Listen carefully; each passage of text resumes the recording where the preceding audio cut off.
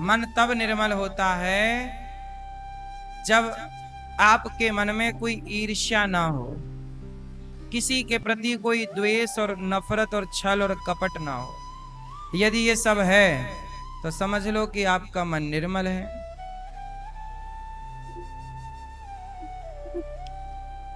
यदि आपके मन में कपट है, मतलब ईर्ष्या है, नफरत है, द्वेष है, घृणा है, तो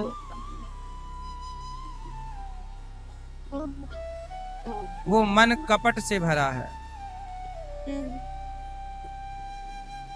इसलिए हम आपसे कहते हैं,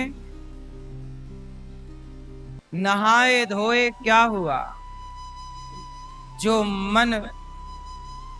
मन की मैल न जाए, मीन सदा जल में रहे, धोए बास न जाए। नहाए धोए क्या हुआ, जो मन की मैल न जाए। आप नहाए, हर हर गंगे के, शरीर में साबुन लगा लगा के घिसा, शरीर तो साफ हो गया, पर मन की मैल तो धोई नहीं, तो फिर गंगा नहाने से क्या फायदा। इसलिए होना है, साफ करना है, तो मन कैसा हो, निर्मल, किसी के प्रति कोई नफरत ना हो, घृणा ना हो, द्वेष ना हो। हम सनातनी लोग श्रेष्ठ क्यों हैं? हमारी सनातन विचारधारा संसार की हर विचारधारा से श्रेष्ठ क्यों है? क्योंकि हम मन के बड़े साफ हैं। भारत के लोग, सनातनी लोग मन के कैसे हैं? साफ। हम लोग इतने साफ हैं मन के कि दुश्मन जैसे मोहम्मद गौरी को पृथ्वीराज चौहान ने 16-17 बार क्षमा कर दिया। इतना मन साफ था कि चल भैया तू हार गया, पर कोई बात नहीं, हम तुझे छोड़ते हैं, जा अपनी जिंदगी जी ले। इतना मन हम लोगों का, सनातनियों का कैसा था? साफ था कि हम लोग दुश्मन पर भी दया करते थे।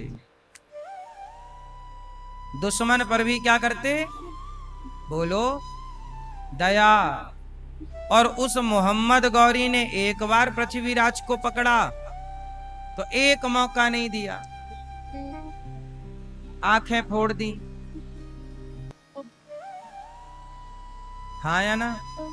तो हम इतने दयावान लोग हैं, सनातनी, इतना पवित्र मन है हम लोगों का कि हम लोग चींटी को भी मारना पाप समझते हैं।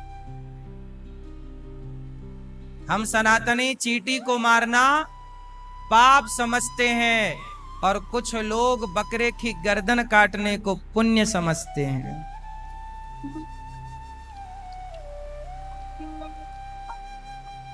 अंतर है ना साहब, ये अंतर किसका है?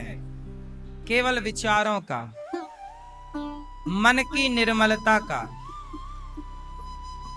हम सनातनी लोग कभी किसी से घृणा नहीं करते। हम लोग चाइना से, चीन हम लोगों से कितना ईर्ष्या करता है, अमेरिका भारत से कितना ईर्ष्या करता है, कितने देश हैं जो भारत से कितना ईर्ष्या। सर्वे भवन्तु सुखिनः,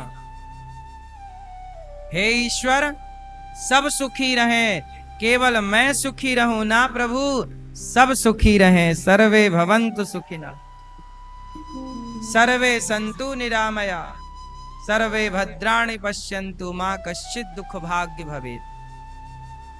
असतो मा सद्गमय तमसो मा ज्योतिर्गमय।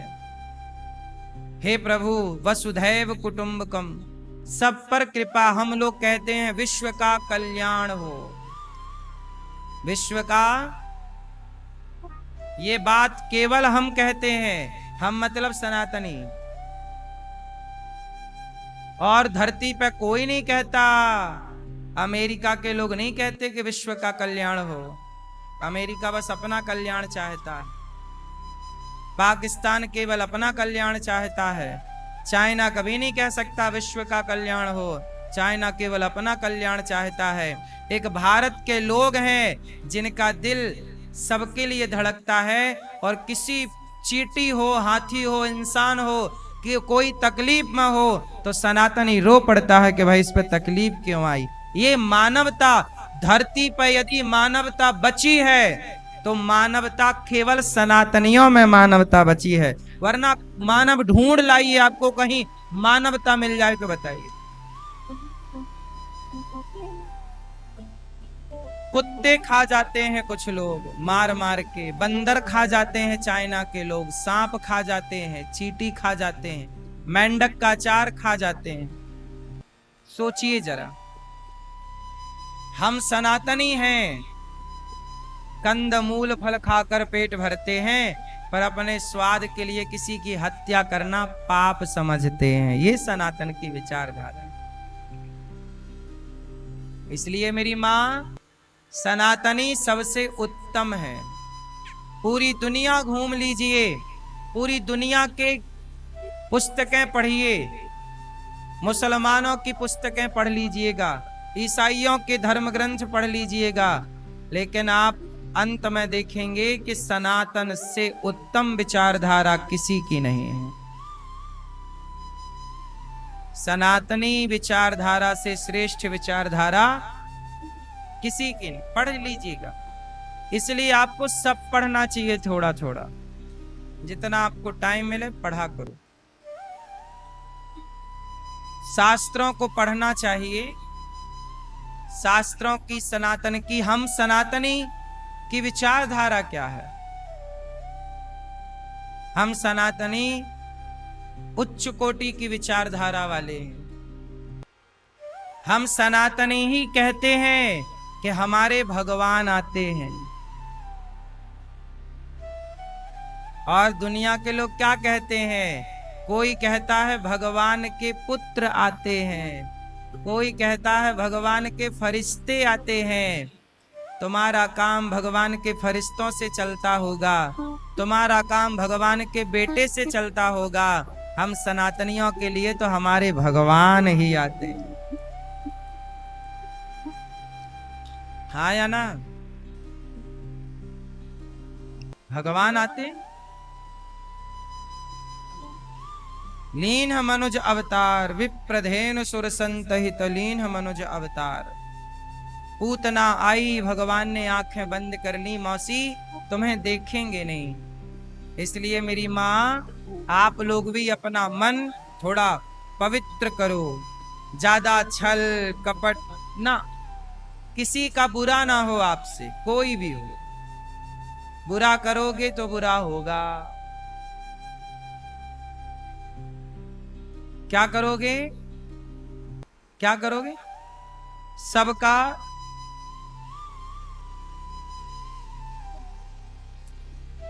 सबका क्या करेंगे? हाँ, भला के जय भला होगा, बुरा की जय बुरा होगा। भला की जय भला होगा, बुरा की जय बुरा होगा। वही लिख लिख कर क्या होगा, यही सबको चुकाना है। मैया जी झूठ मत बोलो, प्रभु के पास जाना है। झूठ से बचो, छल से बचो, निंदा से बचो, बुराई से बचो। मनसा वाचा कर्मणा, मन से किसी का बुरा ना चाहो, वाणी से किसी के लिए बुरा ना बोलो, और कर्मों से किसी के साथ, शरीर से, कर्म से बुरा ना करो। एक बात लिख लो, यदि आप किसी का बुरा नहीं करते तो कोई आपका बुरा कर नहीं सकता, और आपने किसी का बुरा किया तो आपका सर्वनाश हो जाएगा, है ना? दुर्योधन ने बुरा किया, सर्वनाश हुआ। रावण ने बुरा किया, सर्वनाश हुआ। कंस ने बुरा किया, सर्वनाश हुआ। इसलिए बचो, बुराई से बचना, क्योंकि हम जो आज आपके साथ कर देंगे वो कर्म हमारा पीछा ना छोड़ेगा, वो हमें मिलेगा जरूर। तो आप लोग सच बोला करते हैं कि झूठ बोला करते हैं? आजकल लोग कहते हैं महाराज जी झूठ बोले बिना गुजारा नहीं हो रहा। ये बात सही है कि गलत है?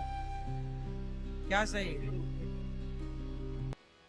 झूठ बोलते हैं लोग, बोलने दीजिए, आप क्यों बोलेंगे?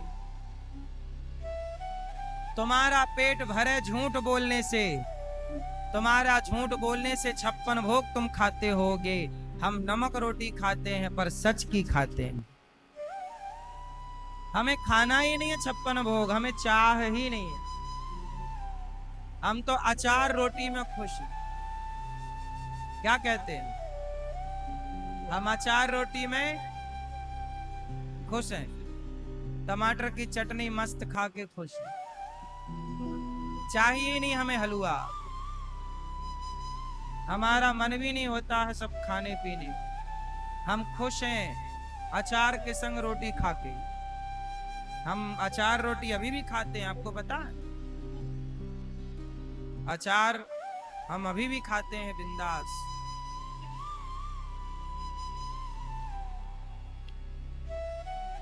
हमें चाहिए ही नहीं। सच की खेती करो हरि नाम की साधु भाई, खेती करो हरि नाम की। भगवान पूतना को पकड़ते हैं और पूतना दूध पिलाती है तो थोड़ा दूध पी लेते हैं। जहर लाई, जहर पी लिया, दूध खत्म, जहर खत्म, पूतना के प्राण पीने लग गए भगवान। पूतना चिल्लाई, बालक छोड़ दो। भगवान बोले मौसी जी हम किसी को पकड़ते नहीं, और पकड़ लें तो फिर कभी, इसलिए हम छोड़ेंगे नहीं आपको। भगवान ने पूतना का उद्धार कर दिया। न जाने कौन से गुण पर दया निधि रीझ जाते हैं, रीझ जाते हैं। पूतना लोक बालघिनी राक्षसी रुधिरासना, जिघांसया पहरये स्तनं दत्वापसद्गतिम्।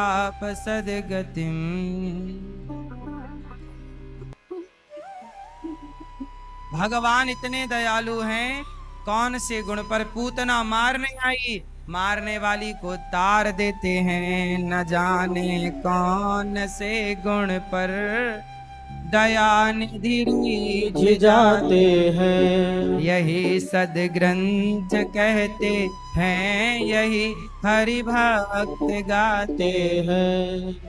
बड़े दयालु हैं भगवान।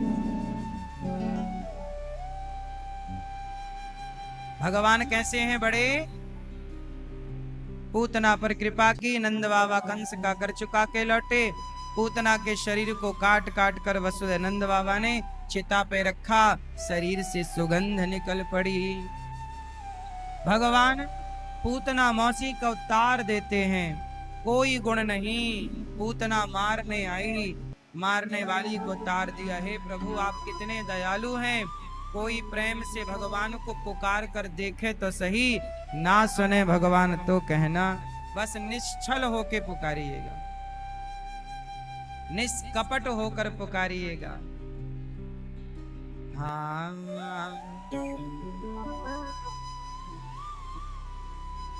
भगवान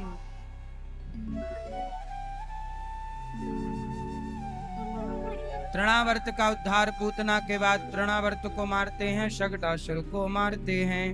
अब भगवान कृष्ण बड़े हुए, नामकरण हुआ भगवान का।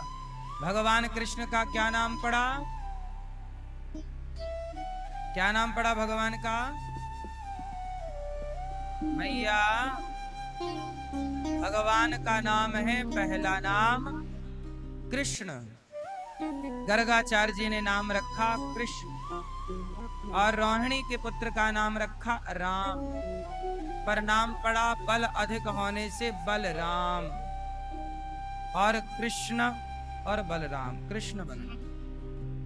तो भगवान कृष्ण का नाम जब कृष्ण पड़ा तो मैया ने कनुआ कह के बुलाया। कनुआ, मेरा तो कनुआ है कन्हैया, कलुआ बलुआ। भगवान के कितने नाम हैं, जो जिस नाम से पुकारे हरि अनंत, हरि कथा अनंत। मैया यशोदा पुकारती है, लाला ओ कन्हैया यहाँ बेटा। कन्हैया दौड़ के मैया की गोद में आते हैं। मैया यशोदा कन्हैया के बालों को, बड़े बड़े बाल हो गए भगवान कृष्ण के, बालों में कंघी करती हैं और बालों का जूड़ा बनाती हैं, और जूड़ा बनाकर भगवान कृष्ण के उस जूड़े पर एक मोर का पंख लगा देती हैं। भगवान शंकर आए दर्शन करने कन्हैया का।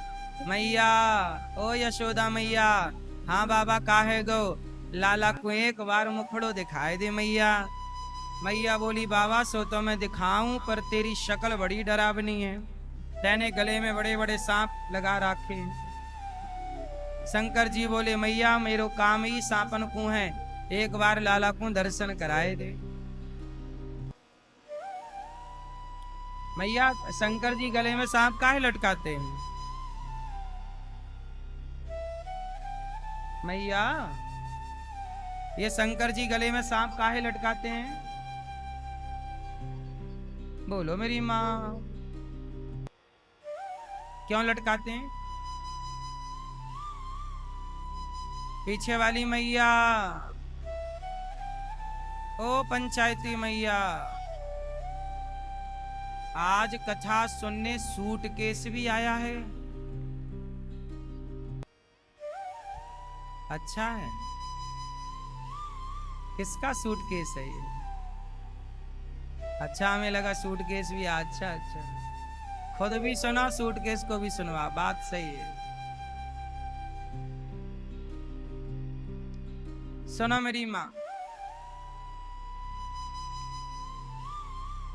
बस अब चोरों से बचाना, चोरों की नजर ना पड़ जाए। शंकर जी के गले में सांप पड़े हैं, क्या कर रहे हैं गले में सांप? क्या कर रहे हैं? शंकर जी गले में सांप क्यों रखते हैं? गले में जहर है, जलन हो रही थी, तो फिर आपसे बात हुई कि सांप लटकाएंगे तो जलन नहीं होगी, हैं?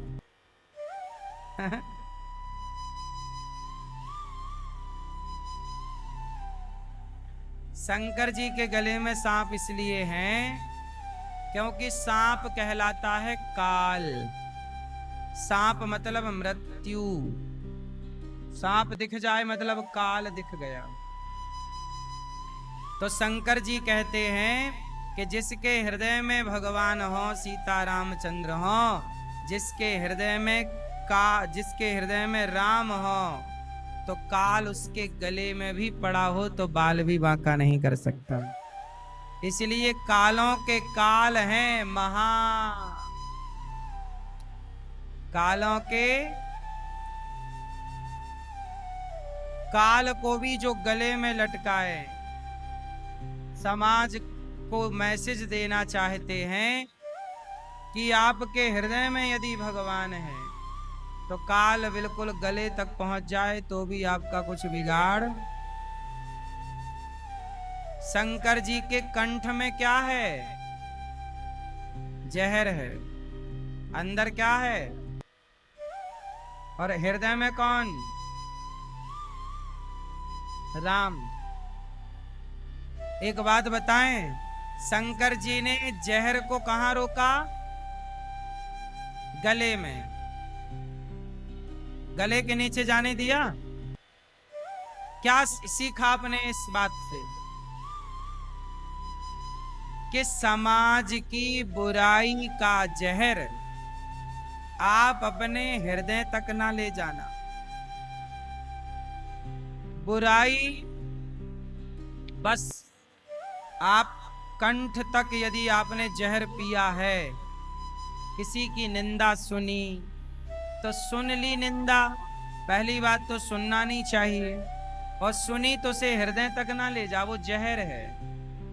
इसे सब गले में ही रख के खत्म करो। कोई भी बुराई का जहर आपके हृदय तक ना पहुंचे, शंकर जी कहते हैं उसे बीच में ही रोक लो। क्योंकि यदि कोई भी बुराई आपके हृदय तक पहुंची तो वो आपको परेशान करेगी। इसलिए समाज की बुराई, छल कपट निंदा चुगली, समाज में क्या है? ये जहर ही तो है। ये सब हृदय तक ना पहुंचे। शंकर जी आए कन्हैया का दर्शन करने। मैया ने कहा लाला को दर्शन आए कराऊं। तब भगवान कृष्ण रोने लग गए। मैया बोली लाला काहे गो काहे गो। शंकर जी बोले मैया लाला मेरे से मिलवे की ताई रो रहा है, एक बार मिला दो। जब ना चुप भय भगवान, शंकर जी बोले मैया जब तक तू मिलाएगी ना है लाला चुप ना होएंगे। मैया बोली लाला चल अब तो को बाबा से मिलाऊं, पर दूर से मिलियो लाला। कन्हैया जैसे ही भगवान शंकर के पास आए तो मुस्कुराने लग गए। शंकर जी बोले मैया हमारी गोद में दे दे, खिलखिलाए हुए लग जाएगो। जैसे ही शिव जी की गोद में कृष्ण कन्हैया गए, भगवान खिलखिला के हंसने लग गए। भगवान कृष्ण बोले हे भोले बाबा आपको मैं क्या दूं? कन्हैया बोले हे भोले बाबा मैं आपको क्या दूं? तो शंकर जी बोले प्रभु आप यदि कुछ देना चाहते हैं तो आप मुझे अपने चरणों में जगह दे दो। शंकर जी बोले कि आप हमें कुछ देना चाहते हैं तो अपने चरणों में जगह दे दो। तब भगवान कृष्ण बोले कि चरणों में क्या, आप जैसे भक्तों को, शिव जी कौन है? परम भक्त। भगवान कृष्ण बोले आप जैसे भक्त को हम चरणों में नहीं अपने होंठों से लगा के रखना चाहते हैं, इसलिए आप बांसुरी बन के हमारी होंठों से लग जाइए। इसलिए शंकर जी क्या बन गए? बांसुरी। क्या बन गए? ये जो बांसुरी है भगवान के हाथ में, ये कौन है?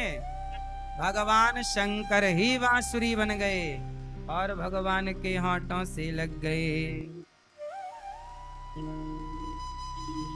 बंसी ओ बंसी इतना बता तूने कौन सा पुण्य किया है, खुश हो कर कान्हा ने तुझको हाथों में थाम लिया है।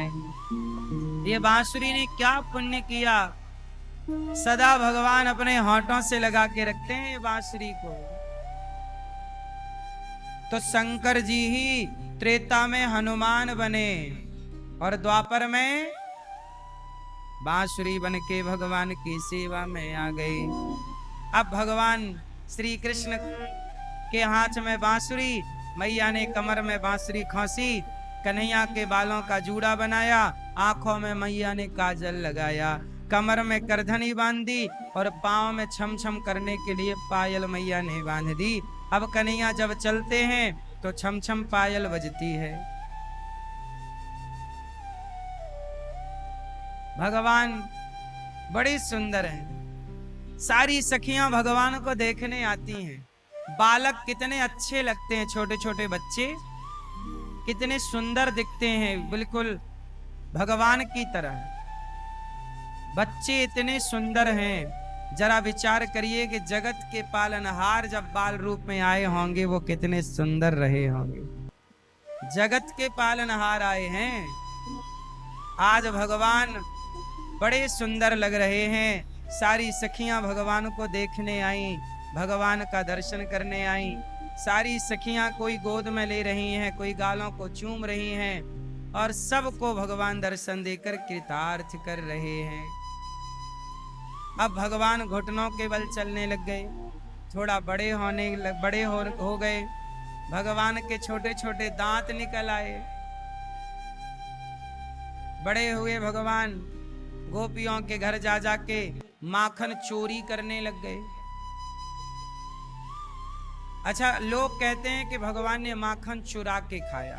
ये तो देखो विनोद में कहा जाता है, लेकिन भगवान माखन चुराते नहीं। क्या करते हैं? गोपियां स्वयं भगवान से कहती हैं कि प्रभु आप हमारे घर आओ और ये रखा है मक्खन, आप खाओ। जैसे आप सब लोग रोज बुलाते हो कि नहीं, हे प्रभु आओ, आप रोज भोग लगाते होंगे अपने घर पे भगवान को, तो भोग लगाते समय आप बुलाते ही तो हैं। तो जब आप बुलाओगे और भगवान यदि आ गए और आपके घर खा गए, तो क्या भगवान चोर कहलाएंगे? आपने हमें बुलाया और हम आपके घर आए और आके खाए, तो क्या हम चोर कहलाएंगे? तो गोपियां रोज मक्खन निकाल के भोग लगाती, प्रभु आप खाओ, तो भगवान तो उनके भोग को स्वीकार करने चले जाते हैं। उस लीला का नाम माखन चोरी लीला है। कोई चोरी ओरी नहीं करते भगवान। भगवान गोपियों के मक्खन को वत्सान मुंचन क्वचित समय, बछड़ों को खूंटे से भगवान खोल देते हैं। क्रौश संजात हासा, गोपियां हंसती हैं। भगवान इस तरह की लीला करते हैं। बछड़ों को छोड़ देना, कभी गोपियों के छोटे छोटे बच्चों को भगवान रुलाते हैं, कभी उन्हें हंसाते हैं। इस तरह कभी बंदरों को मक्खन खवाते हैं, कभी ग्वाल वालों को मक्खन खिलाते, ग्वाल वालों का गोला बनाते, मटकी पकड़ते, मक्खन का लौंदा बना के सबको बांटते। ये नित्य की लीला है, इसे कहते हैं बाल लीला। गौशाला में जाना, बछड़ों की पूंछ पकड़ पकड़ के भगवान बछड़ों के संग खेलने लग जाते हैं, बछिया के संग खेलते हैं। गायों के थन में मुंह लगा करके गैया का दूध पीने लग जाते हैं, गैया का बछड़ा बन करके। गैया बड़े प्यार से प्रभु को चाटती है और भगवान गाय को भी सुख देते हैं। इस तरह से भगवान बाल लीलाएं करते हैं। कहीं भी भगवान की लीलाओं में कोई दोष नहीं है, केवल आनंद है, सुख है, परम सुख है, परम सुख। इस तरह से भगवान बाल लीलाएं करते हैं। एक दिन क्या हुआ कि भगवान मिट्टी खाए। मैया बोली, च्योरे लाला तने माटी खाई है, मुंह खोल। इतना सा मुंह खोला, पूरा ब्रह्मांड नजर आ गया। इतने से मुंह पे पूरा।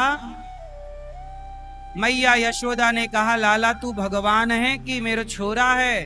तुरंत भगवान ने कृपा की, माया से सब भुला दिया जो मैया ने देखा था। आपको उतना ही याद है जितना भगवान याद रखना चाहते हैं। जो भगवान चाहते हैं कि आप भूल जाएं, वो आप भूल जाते हैं। आप में से किसी को पिछले जन्म की कोई बात याद नहीं। क्यों? भगवान चाहें तो आपको 100 जन्म की बात याद आ सकती है। आप 100 जन्म को जान सकते हो अपने, आप चाहो तो, भगवान चाहें तो। लेकिन भगवान को लगता है कि जितनी बुद्धि की जिसे जरूरत है उतनी बुद्धि देना चाहिए। जितनी बुद्धि की जरूरत है उतनी ईश्वर ने आपको दे रखी है। बस इस बुद्धि से आप क्या करें? अच्छे काम कर लो। भगवान पर कितने लोग उंगलियां खड़ी करते हैं। क्यों? भगवान अपने को छिपा के रखते हैं। ढूंढते रहो हमें, हम नहीं दिखेंगे, हैं तुम्हारे पास, पर हम तुम्हें नजर नहीं आएंगे। क्यों नजर नहीं आएंगे? नहीं दिखेंगे। काबिलियत होगी तुम में, योग्यता होगी तो दिख जाएंगे। राजा परीक्षित ने प्रश्न किया कि हे गुरुदेव, ये भगवान है, इतना सा मुंह पे पूरा ब्रह्मांड दिखाते हैं, मैया अपनी गोद में लिटाती है, अपना दूध पिलाती है, कन्हैया का श्रृंगार करती है, कन्हैया को नहलाती है, कन्हैया को सुलाती है, जगाती है, अपने हाथ से खिलाती है। कन्हैया जरा, सुखदेव जी ने, परीक्षित जी ने कहा गुरुदेव जरा ये बताइए कि माँ यशोदा ने कौन सा पुण्य कर लिया कि जगत के पालनहार की माता बनने का सौभाग्य मैया यशोदा को मिला। तब सुखदेव जी कहते हैं कि राजन, ये यशोदा माता पिछले जन्म में माता धरा नाम की स्त्री थी। इन्होंने खूब सेवा की संतों की, और संतों की सेवा इतनी की भगवान उस पर बहुत प्रसन्न होते हैं जो संतों की, भक्तों की, समाज की निष्काम भाव से सेवा करता है। जो सेवा करता है भगवान उसे कोई धन दौलत नहीं, अपने आप को ही दे डालते हैं, मुझे ही ले लो। तो यशोदा माँ को क्या दिया? मैया मैं आपका बेटा बन के आऊंगा, आप मुझे ही ले लो, क्योंकि आपने संतों की सेवा की। यशोदा मैया का नाम था पिछले जन्म में धरा। इनके द्वार पे कोई भी संत आ जाए सेवा करती थी। जंगल की लकड़ियां सूखी सूखी इकट्ठी करती, बाजार में बेचती। दोनों पति पत्नी, इनके पति का नाम था पिछले जन्म में द्रोण, जो आज नंद बाबा हैं। द्रोण और धरा ये पिछले जन्म की कथा है। तो ये जंगल की लकड़ियां बेचती, जो पैसा मिलता बाजार से सामान खरीदती, दाल चावल सब्जी रोटी का जो भी है, साग भाजी, और बनाती अपने हाथ से धरा। और कोई भी संत आए तो बड़े भाव से, इस रूप में कि ये भगवान भोग लगा रहे हैं, संतों को खूब प्रेम से भोग लगाती, प्रेम से पवाती। माता धरा खूब सेवा करती। इतनी सेवा की कि एक दिन भगवान इनकी सेवा स्वीकार करने खुद भगवान संत के रूप में आ गए। जब आप सेवा करते हैं ना मैया, तो भगवान ही सेवा को ग्रहण करने, ना जाने किस रूप में नारायण मिल जाएं। भगवान आ गए संतों के रूप में। मैया से कहा मैया भूख लगी है। माता धरा ने कहा महाराज बैठो, मैं आपके लिए भोजन तैयार करती हूँ। संयोग देखना कि उस दिन माता धरा के घर में अन्न का दाना नहीं था, क्योंकि ये रोज कमाती और रोज खिलाती। संतों को खिला दिया, संत खा के चले गए। जैसे ही खा के गए तो संतों की दूसरी टोली आ गई। अब उनके लिए इनके पास कुछ था नहीं, तो ये उधार मांगने गांव में चली गई किसी पैसे वाले से कि भैया संत आए हैं, थोड़ा उधार दे दो, हम आपका चुका देंगी जंगल की लकड़ियां बेच करके। उस व्यक्ति ने मना कर दिया कि हम तो नहीं देंगे पैसे, आप कुछ गिरवी रखो। माता धरा बोली कुछ होता तो हम बेच के संतों की सेवा ना कर लेते। तो बोले कुछ तो देना पड़ेगा। माता धरा बोली मेरे पास तो कुछ नहीं है। वो सेठ जो था वो माता धरा की सुंदरता पर लट्टू था। माता धरा बड़ी सुंदर थी। बोला कि आप कुछ गिरवी नहीं रख सकती हो तो कोई बात नहीं, आप हमारी एक बात मान लो, हम आपको पैसे दे देंगे। तो माता धरा बोली कौन सी बात माने आपकी? तो बोला कि आप अपने स्तन हमें दे दो, यदि आप अपने स्तन हमें दे दोगे तो हम आपको पैसे दे देंगे। माता धरा समझ गई कि आदमी नियत का खोटा, पर माता धरा करती क्या, संतों को भोजन कराना था। अब वो आदमी बोला कि स्तन देना पड़ेगा। माता धरा ने सोचा कि ये चमड़ा ही तो मांग रहा है शरीर का, नहीं देती तो संत भूखे चले जाएंगे। तो माता धरा ने कहा ठीक है, तुझे मेरे स्तन चाहिए, मैं तैयार हूं। वो आदमी खुश हो गया, पैसे निकाला, रख दिया, ये लो पैसे तुम्हें जितने चाहिए। तो माता धरा ने फिर पूछा कि तुझे मेरे स्तन ही चाहिए? बोला हाँ। तो माता धरा ने देखा वहां चाकू पड़ी थी, उठाई चाकू और अपने स्तनों को उसके सामने काट दिया। तुझे मेरे स्तन चाहिए?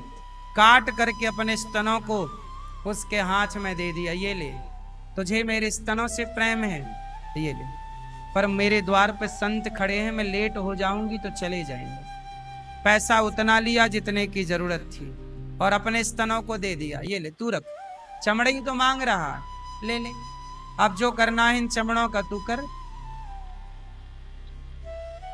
माता धरा गई, अब पूरे छाती से खून गिर रहा था। अब स्तन ही कटा हो तो कितनी रक्त की धारा गिर रही होगी।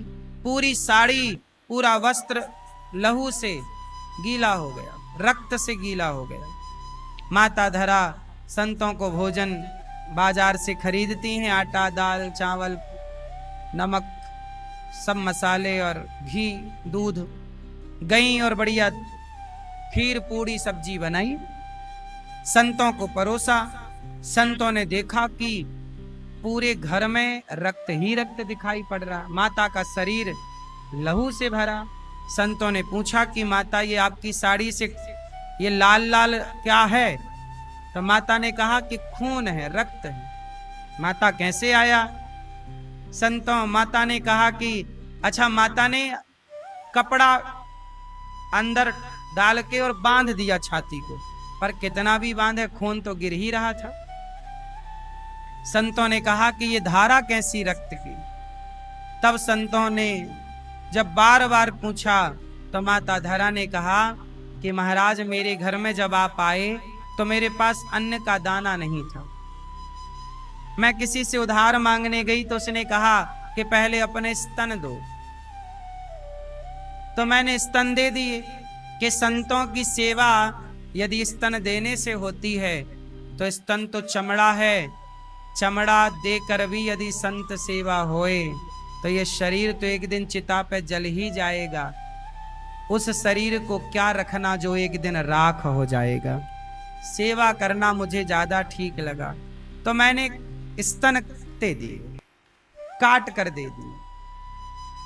अब वो आदमी दौड़ा दौड़ा आया, हे माता क्षमा कर दो, क्षमा कर दो, आप संतों की सेवा में लगी हैं और हम आप पे गलत नजरें रखे हैं, हमारी दृष्टि खराब है, हमारी सोच खराब है। वो चरणों में गिर पड़ा, माता ने उन्हें क्षमा किया और संत लोग रो पड़े। और वो संत थोड़ी थे, भगवान चतुर्भुज रूप में प्रकट हो गए। माता तुमने सेवा के लिए, साधु संतों की सेवा के लिए अपने शरीर के स्तनों का दान किया है। माता हम तुम्हारे ऋणी हो गए और अगले जन्म में तुम्हारा पुत्र बनकर तुम्हारा दूध पी करके तुम्हारा ऋण चुकाने के लिए आएंगे। और वही धरा यशोदा बनी और भगवान उनके पुत्र बन करके मैया की गोद में दूध पी रहे हैं। इसलिए कहता हूं मेरी माँ, सेवा करने वाले से भगवान भी प्रसन्न हो जाते हैं और भगवान भी उन पर बड़ी करुणा करते हैं। सेवा करने वाले के भगवान भी ऋणी हो जाते हैं। इसलिए मेरी माँ सेवा करना ना छोड़िएगा, किसी भी हाल में, किसी भी परिस्थिति में सेवा को ना त्यागिएगा।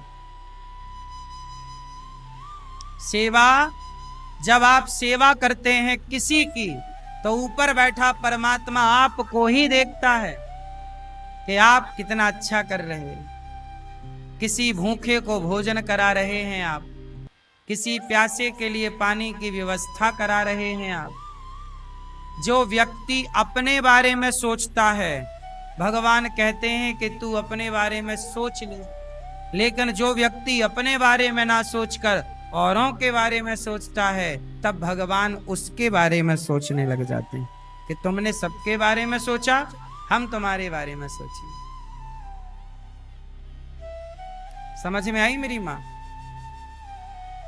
इसलिए आप सबके बारे में सोचेंगे तो ईश्वर आपके बारे में सोचेंगे। इसलिए कहता हूं कि आप भी सेवा करना सीखिए, बच्चों को सेवा कराना सिखाइए। माता की सेवा, पिता की सेवा, दीन दुखियों की सेवा। गौरी गोपाल में कितनी सारी माताएं रहती हैं। इन माताओं को आप रोटी की सेवा करिए, इन माताओं को आप भोजन की सेवा करिए, इन माताओं को आप दूध की सेवा करिए कि आज सारी माताओं को हम भोजन की सेवा करेंगे, दूध की सेवा करेंगे। ये सेवाएं हैं कि आज का दूध माताओं को आप बंटवाएंगे, आज नाश्ते की सेवा वृद्ध माओं की आप करेंगे। ये सेवाएं हैं। संतों की सेवा है, हजारों संत भोजन करते हैं, सेवा कर लो। इन सेवाओं से भगवान प्रसन्न होते हैं। एक दिन मैया ने एकदा गृहदासीसु यशोदानंद गेहिनी कर्मांतर नियुक्तासु निर्ममंथ स्वयं दधी।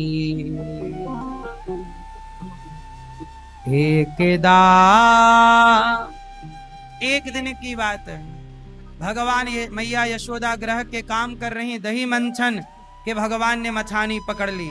कहा मैया मैया दूध पीना है।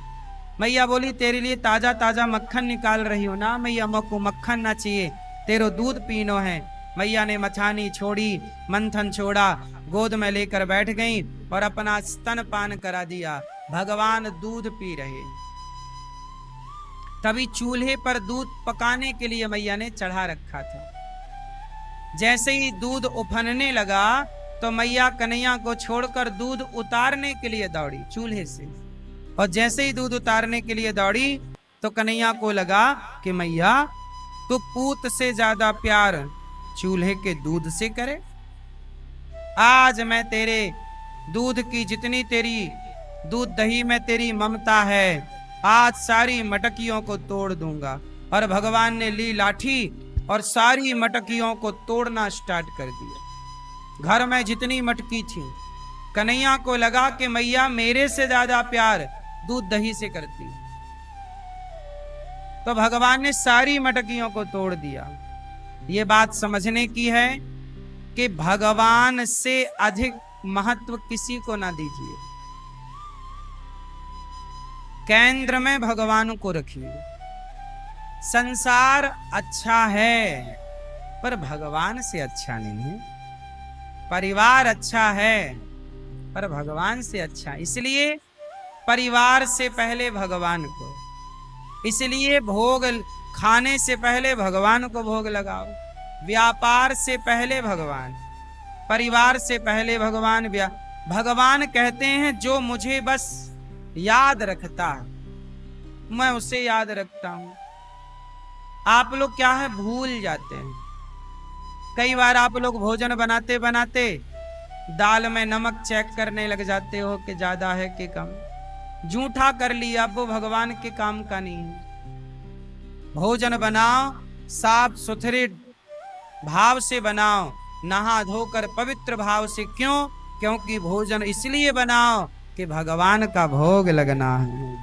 तुम ही निवेदित भोजन करें, पहले भोग लगाओ फिर खाओ। क्या दिक्कत है? वही खाओ जो भोग लगने के योग्य है। जो भोग के योग्य नहीं है वो खाने के योग्य भी।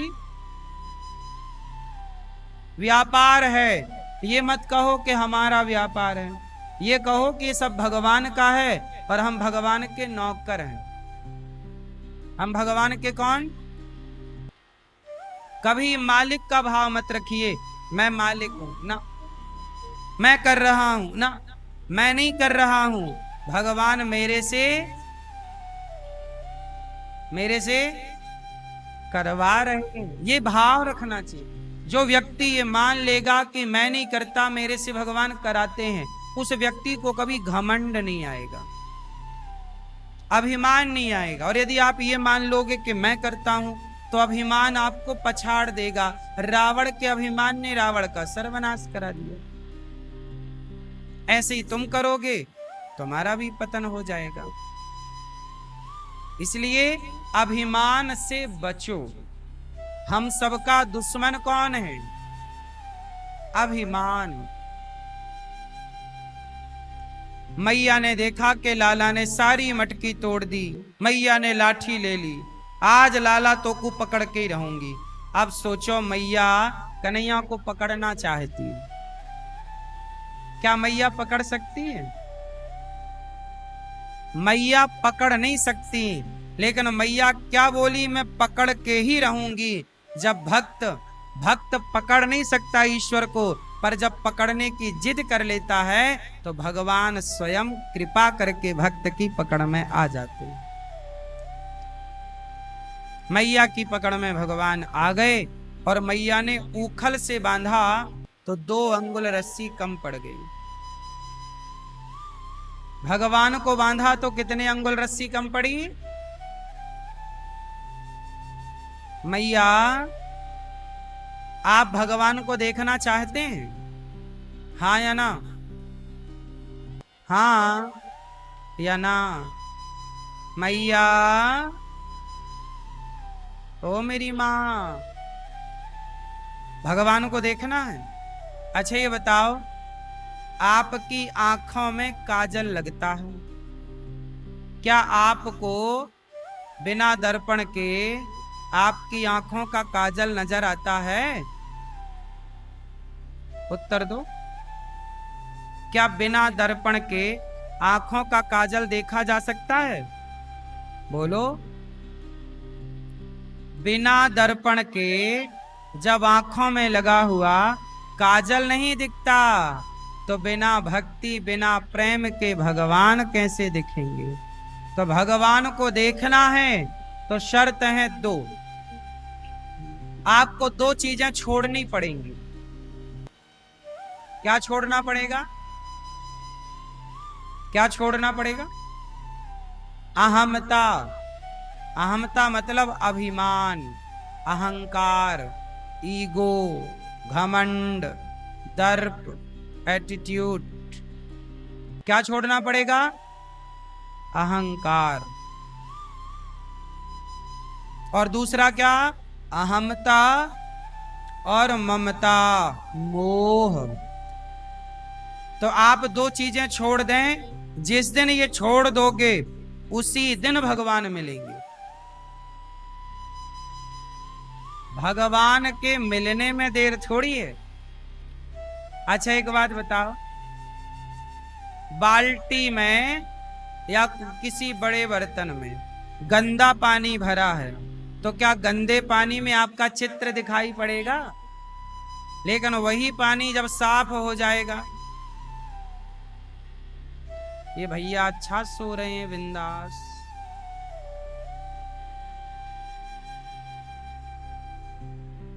राम राम।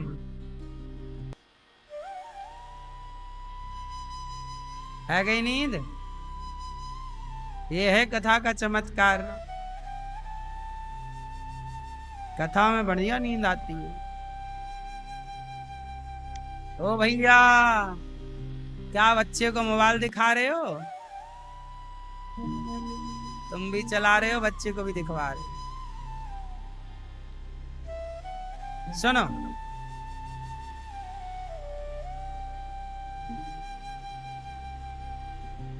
गंदा पानी भरा है तो क्या उसमें आपका दर्पण दिखता है? आपका चेहरा दिखता है? गंदे पानी में आपका चित्र नजर नहीं आता। पर वही पानी जब साफ हो जाएगा तो आपका चित्र नजर। उसी तरह जब तक मन गंदा है, विचार गंदे हैं, अभिमान की गंदगी है, तब तक ईश्वर नजर नहीं आएंगे। और जिस दिन भीतर सब स्वच्छता आ गई, उसी दिन मन मंदिर में भगवान प्रकट हो जाएंगे। देर थोड़ी लगती है। ठीक है, अहंकार त्याग दीजिए। आप कितने लोग त्याग सकते हैं अभिमान? त्याग सकते हो?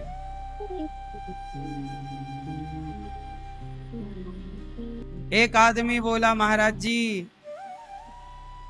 हमारा घर बहुत बड़ा है, हमने बहुत मेहनत से बहुत पैसे कमा के बनवाया है। हमने कहा, एक संत जी से वो ये कह रहे थे, संत जी ने कहा कितना बड़ा है तेरा घर? बोला, महाराज जी बहुत बड़ा है,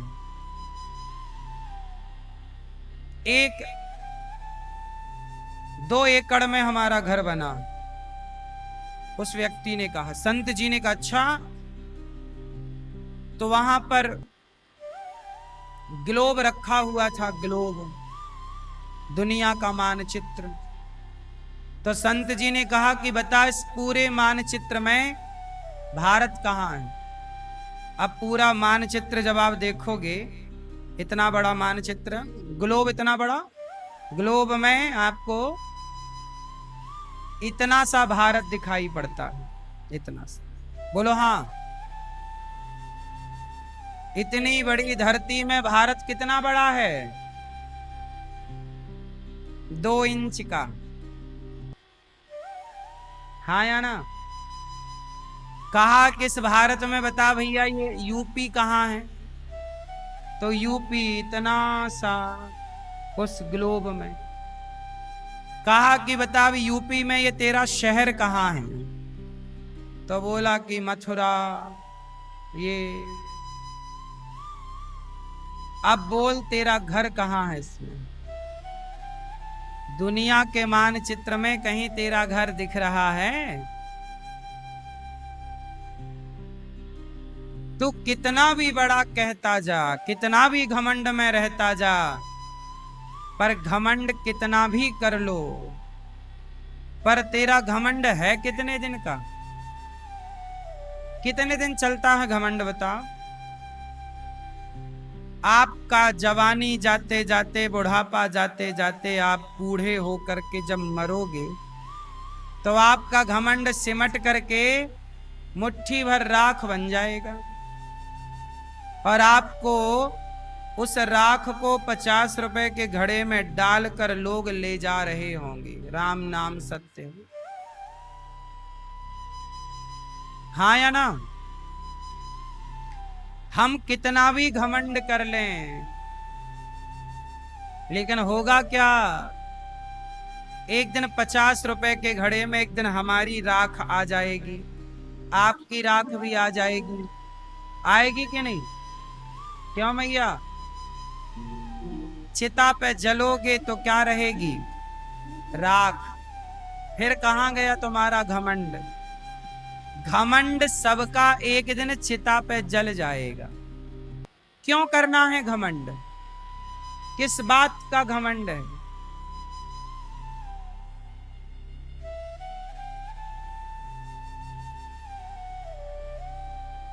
कभी किसी बात का घमंड नहीं करना चाहिए।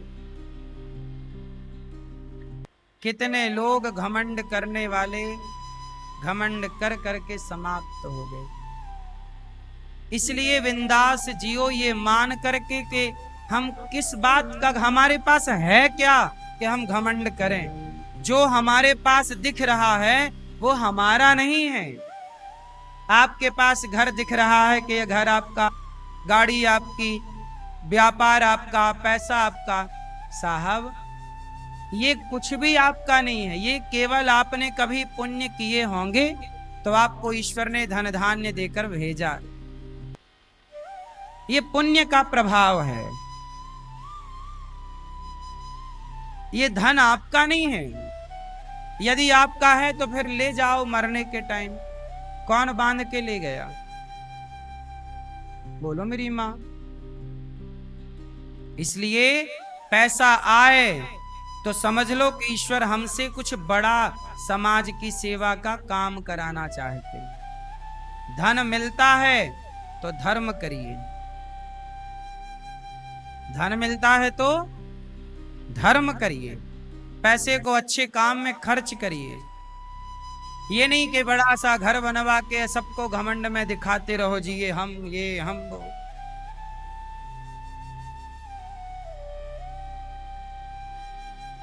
हमारी हालत कैसी है। एक कुत्ता और एक गधा दोनों बात कर रहे थे। बैलगाड़ी से किसान घर जा रहा था, बैलगाड़ी में बैल लगे थे, बैल खींचते जा रहे थे, नीचे नीचे कुत्ता जा रहा था, बैलगाड़ी के नीचे, छकड़े के नीचे। गधा गुजरा तो गधे ने कुत्ते से कहा, कहो कुत्ता कैसे हो। कुत्ता बोला, सब ठीक हूं, पर अभी जिम्मेदारी बहुत है। तो गधे ने कहा, कुत्ता कौन सी जिम्मेदारी आ गई। तो कुत्ते ने कहा, ये बैलगाड़ी हम चला रहे हैं, यही जिम्मेदारी है, मालिक हम पे ज्यादा भरोसा करता है। गधे ने कहा, यार कुत्ता, गाड़ी तुम नहीं चला रहे हो, गाड़ी तो ये बैल चला रहे हैं, तुम तो नीचे नीचे चल रहे हो बस। कुत्ता बोला, कर दी ना गधों वाली बात, ये बैल तो हमारे बॉडीगार्ड हैं, गाड़ी हम चला रहे हैं। गधा बोला, यदि गाड़ी आप चला रहे हैं तो स्टॉप, रुको। कुत्ता रुका, अकस्मात गाड़ी भी रुक गई। गधा बोला, गो, चलो, तो गाड़ी भी संयोगवश चल पड़ी। अब आप बताओ, गाड़ी कौन चला रहा था, बैल या कुत्ता। बोलो। बैल चला रहे थे, पर कुत्ता क्या कह रहा है, मैं चला रहा, मैं। इसी तरह हम सबकी गाड़ी परमात्मा चलाते हैं, हम उस कुत्ते की तरह झूठी छाती पीटते रहते हैं, हमने ये किया, हमने ये किया, हमने वो किया, हम ना होते तो ऐसा हो जाता, हम ना होते तो ये हो जाता। क्यों? सच बताओ, आप ना होते तो क्या होता। बोलो मेरी माँ, आप ना होते तो क्या होता। हम ना होते तो भी ये सब काम होते, हम नहीं होंगे, हम नहीं थे तो भी संसार चल रहा था, हम हैं तो भी चल रहा है, और हम नहीं रहेंगे तो भी ये संसार।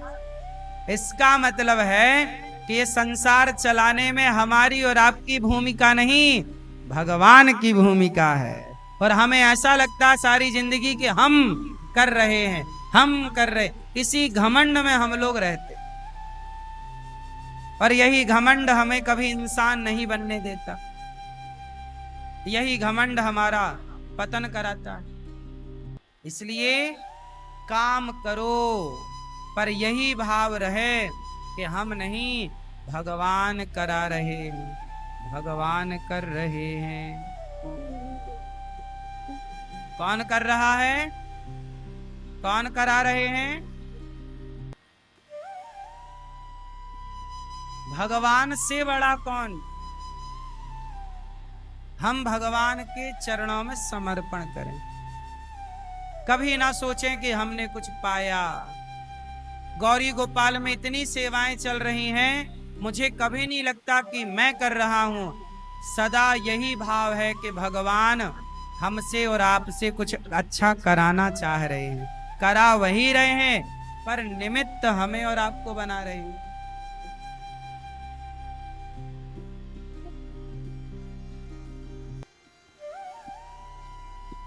इसलिए कभी इस घमंड में नहीं रहना चाहिए कि हमसे कुछ हो रहा। अच्छा, पहला है अभिमान, नहीं होना चाहिए।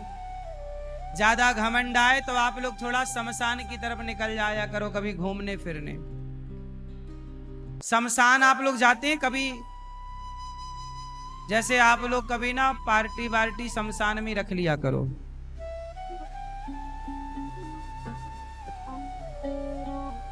शमशान में आप लोग थोड़ा आते जाते रहा करो।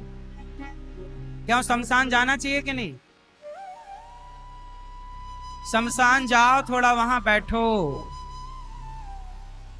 बड़ी शांति है शमशान में, पता आपको? हाँ, तेरे जैसे कितने कितने लोग तेरे जैसे दफन हो गए।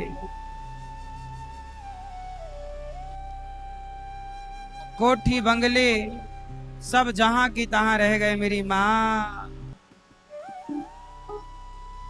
हमें लगता है हमारे बिना क्या होगा।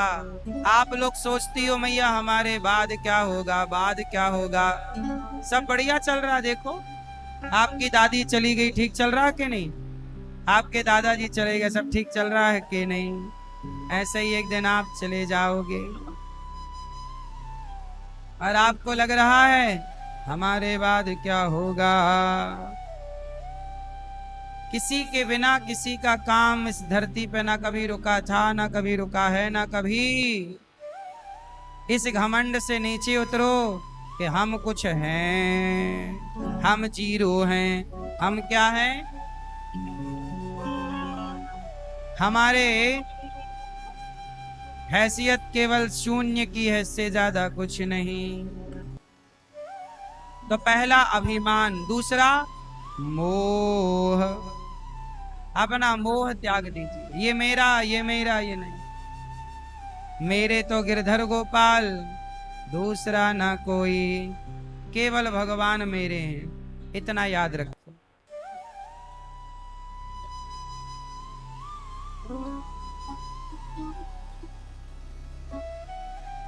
मैया यशोदा ने कन्हैया को बांधा, 2 अंगुल रस्सी कम पड़ी, भगवान ने कृपा की, बंध गए। उखल को टेढ़ा किया और नलकूबर मणिग्रीव का उद्धार कर दिया। कुबेर के 2 बेटे थे, दोनों बड़े अभिमानी,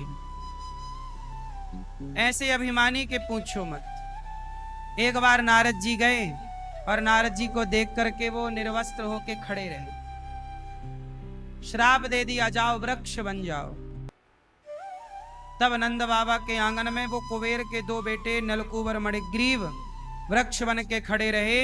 आज भगवान ने दोनों के बीच से उखल को निकाला, हल्की सी ठोकर मारी और दोनों जब गिरे वृक्ष, दोनों में से 2 कुबेर के पुत्र निकल कर बोले। दोनों ने भगवान से कहा, वाणी प्रभु सदा आपका गुणगान करती रहे। वाणी गुणानु कथने श्रवणम कथाया, मेरे कान आपका गुणगान सुनते रहें, वाणी गुणगान गाती रहे, हाथ सेवा करते रहें। ये कुबेर के पुत्रों को अब समझ आई। आज भगवान की स्तुति करके चले गए। कान दिए हैं भगवान ने कथा सुनने को, इसलिए आपसे मेरी प्रार्थना है कि कानों से केवल कथा सुनी जाए, आंखों से भगवान का दर्शन किया जाए। व्यर्थ की बकवास क्यों सुनना? क्यों मेरी मां? भगवान, एक दिन क्या हुआ, भगवान यशोदा मैया यमुना जी गई स्नान करने, घर में अकेले कन्हैया थे। तब एक सवेरे सवेरे गांव की एक मैया थी सुखिया, वो फल की टोकरी रखी सिर पे और बेचने आ गई। फल ले लो, फल। ये फल बेचने वाली जो मैया है, ये जानते हो कौन है? पिछले जन्म में यह निषाद राज की माता थी। किसकी माता? राम जब वनवास गए तो निषाद राज की माता का मन था कि राम थोड़ी और रुकते तो गोद में बिठा के उन्हें फल खिलाती। क्या खिलाती? फल खिलाती। तो राम बोले कि माता, तुम्हारी इस जन्म की इच्छा को हम द्वापर में पूरी करेंगे। सुखिया माता बनती हैं वो और फल का व्यापार करती है। गरीब थी, फल बेचकर जो पैसा मिल जाता तो अपना पालन करती, बच्चों का पेट भरती। गांव में आई, पूरे गांव में आवाज लगाई, फल ले लो मंगला, फल ले लो बहन। मंगला बोली, बहन आज फल नहीं चाहिए। दूसरे घर में गई, अरे सुमंगला फल ले लो। सुमंगला बोली, बहन फल नहीं चाहिए। गांव भर में सबने मना कर दिया कि फल आज नहीं लेना है। अब तो सुखिया घबराई कि आज बच्चों को भोजन कैसे मिलेगा। तो यशोदा के आंगन में पहुंची, अरे यशोदा, लाला के लिए कुछ फल लेना है। तो मैया घर पे थी नहीं, कन्हैया खेल रहे थे आंगन में। दौड़े दौड़े कन्हैया आए। हाँ मैया, मैया बताओ क्या लाई हो? लाला फल लाई हूं। तो कन्हैया बैठ गए मैया की गोद में, और जैसे मैया की गोद में बैठे तो मैया बोली, लाला कोई देख लेगा तो हमें डांटेगा कि तुमने यशोदा के बेटे को ऐसे क्यों छुआ। मैया, कन्हैया बोले, मैया तुम तो हमारी माता हो, तुम तो हमें छू सकती हो। अरे लाला हम छोटे हैं ना। कन्हैया बोले, मैया मेरी नजर में तो कोई छोटा नहीं होता, तुम तो मेरी नजर में बड़ी हो, तुम्हें छोटा किसने कह दिया। तब भगवान मैया की गोद में जाके बैठ गए। कहा, मैया फल दे दो। भगवान मैया के हाथ से फल ले रहे हैं और खा रहे हैं। कहा, मैया लाला तो को कितने किलो फल दे दूं? मैया ये किलो क्या होए, शेर क्या होए, ऐसो कर मैया मुझको 5 फल दे दे। अब 5 फल मैया ने रखा, छोटे छोटे हाथ कन्हैया के, हाथ पे यहाँ फल, छोटे से हाथ ले जाके भगवान अंदर रख के आए। मैया बोली, लाला फल तुमने ले लिया, अब इसका मूल्य दे दो। भगवान बोले, मैया हमारी मैया तो हमें इतना देती है पर कभी मूल्य नहीं मांगती, तुम कैसी मैया हो देख के मूल्य मांग रही हो। अरे लाला हम तेरी मैया की तरह नहीं है ना लाला, हम ये बेचती हैं, बेचती। मैया ये बेचना क्या होए? अरे लाला तूने फल लिया तो बदले में हमें कुछ दे। तो मैया तो को काला के दूं? अरे लाला थोड़ा चावल हो तो चावल ला, आज घर पे खिचड़ी बनाऊंगी। तो कन्हैया दौड़े दौड़े गए और चावल ला रहे हैं। तो छोटे छोटे कन्हैया के हाथ ऐसे भरे हाथ से चावल और लेकर आए तो पूरा हाथ से छोटे छोटे हाथों से चावल गिर गए। 4-6 दाने बचे, झड़ा दिया, मैया ये चावल ले ले। मैया बोली, इतने ही? हाँ मैया तैने 5 फल दिए ना, 5 दाने।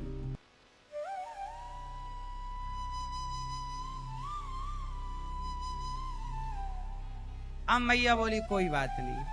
वो मैया टोकनी ले गई और घर ले गई, और जब घर ले गई तो मैया बोली, लाला अच्छा ये सारे फल तू ले ले, जब भूख लगे लाला तू खा लियो, तू है बड़ो सुंदर, कोई बात ना है, मोको ना चाहिए पर तू खा।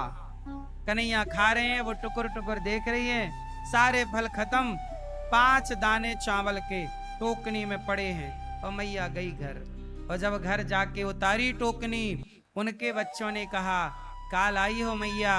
और जब टोकनी खोली तो वो 5 दाने चावल के केवल 5 दाने ना रहे मेरी माँ, कई कई गुना, मानो जैसे कुएं से पानी निकलता है ऐसे उस टोकनी से धन धान्य निकलने लग गया। तुझे देते नहीं देखा पर झोलियां भरी देखी। परमात्मा ने उस माता की सदा सदा के लिए गरीबी दूर कर दी। सुखिया मां पर कृपा की। एक दिन भगवान बछड़े चराने गए। भगवान अब वृंदावन आए, वत्सासुर आया, भगवान ने वत्सासुर को मारा, बकासुर को मारा। भगवान बछड़े चराने गए।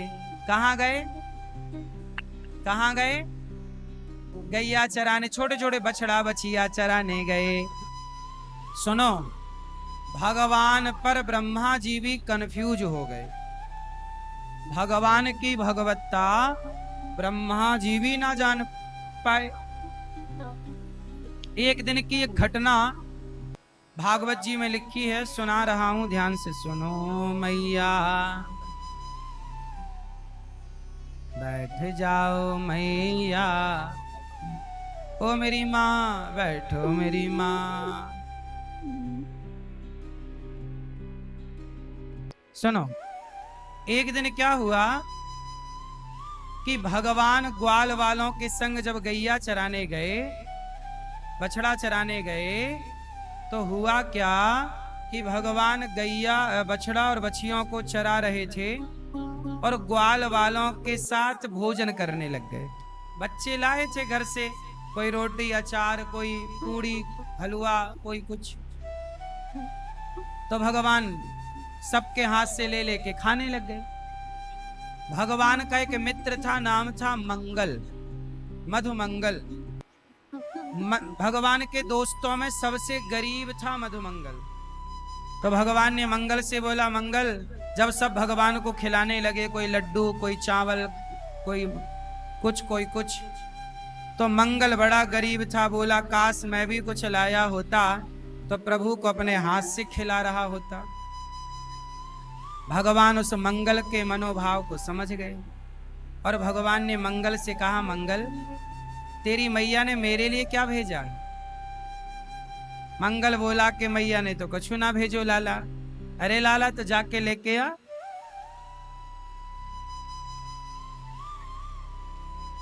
भगवान अघासुर का वध कर चुके थे, सांप बनकर आया और मार करके फिर मित्रों के संग भोजन करने बैठे।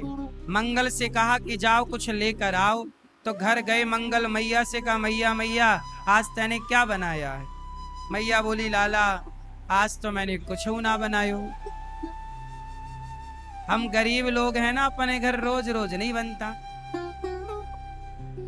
2 दिन पहले कढ़ी बनी थी, तो को भूख लगी होए तो मैं वह कढ़ी परोस दूं।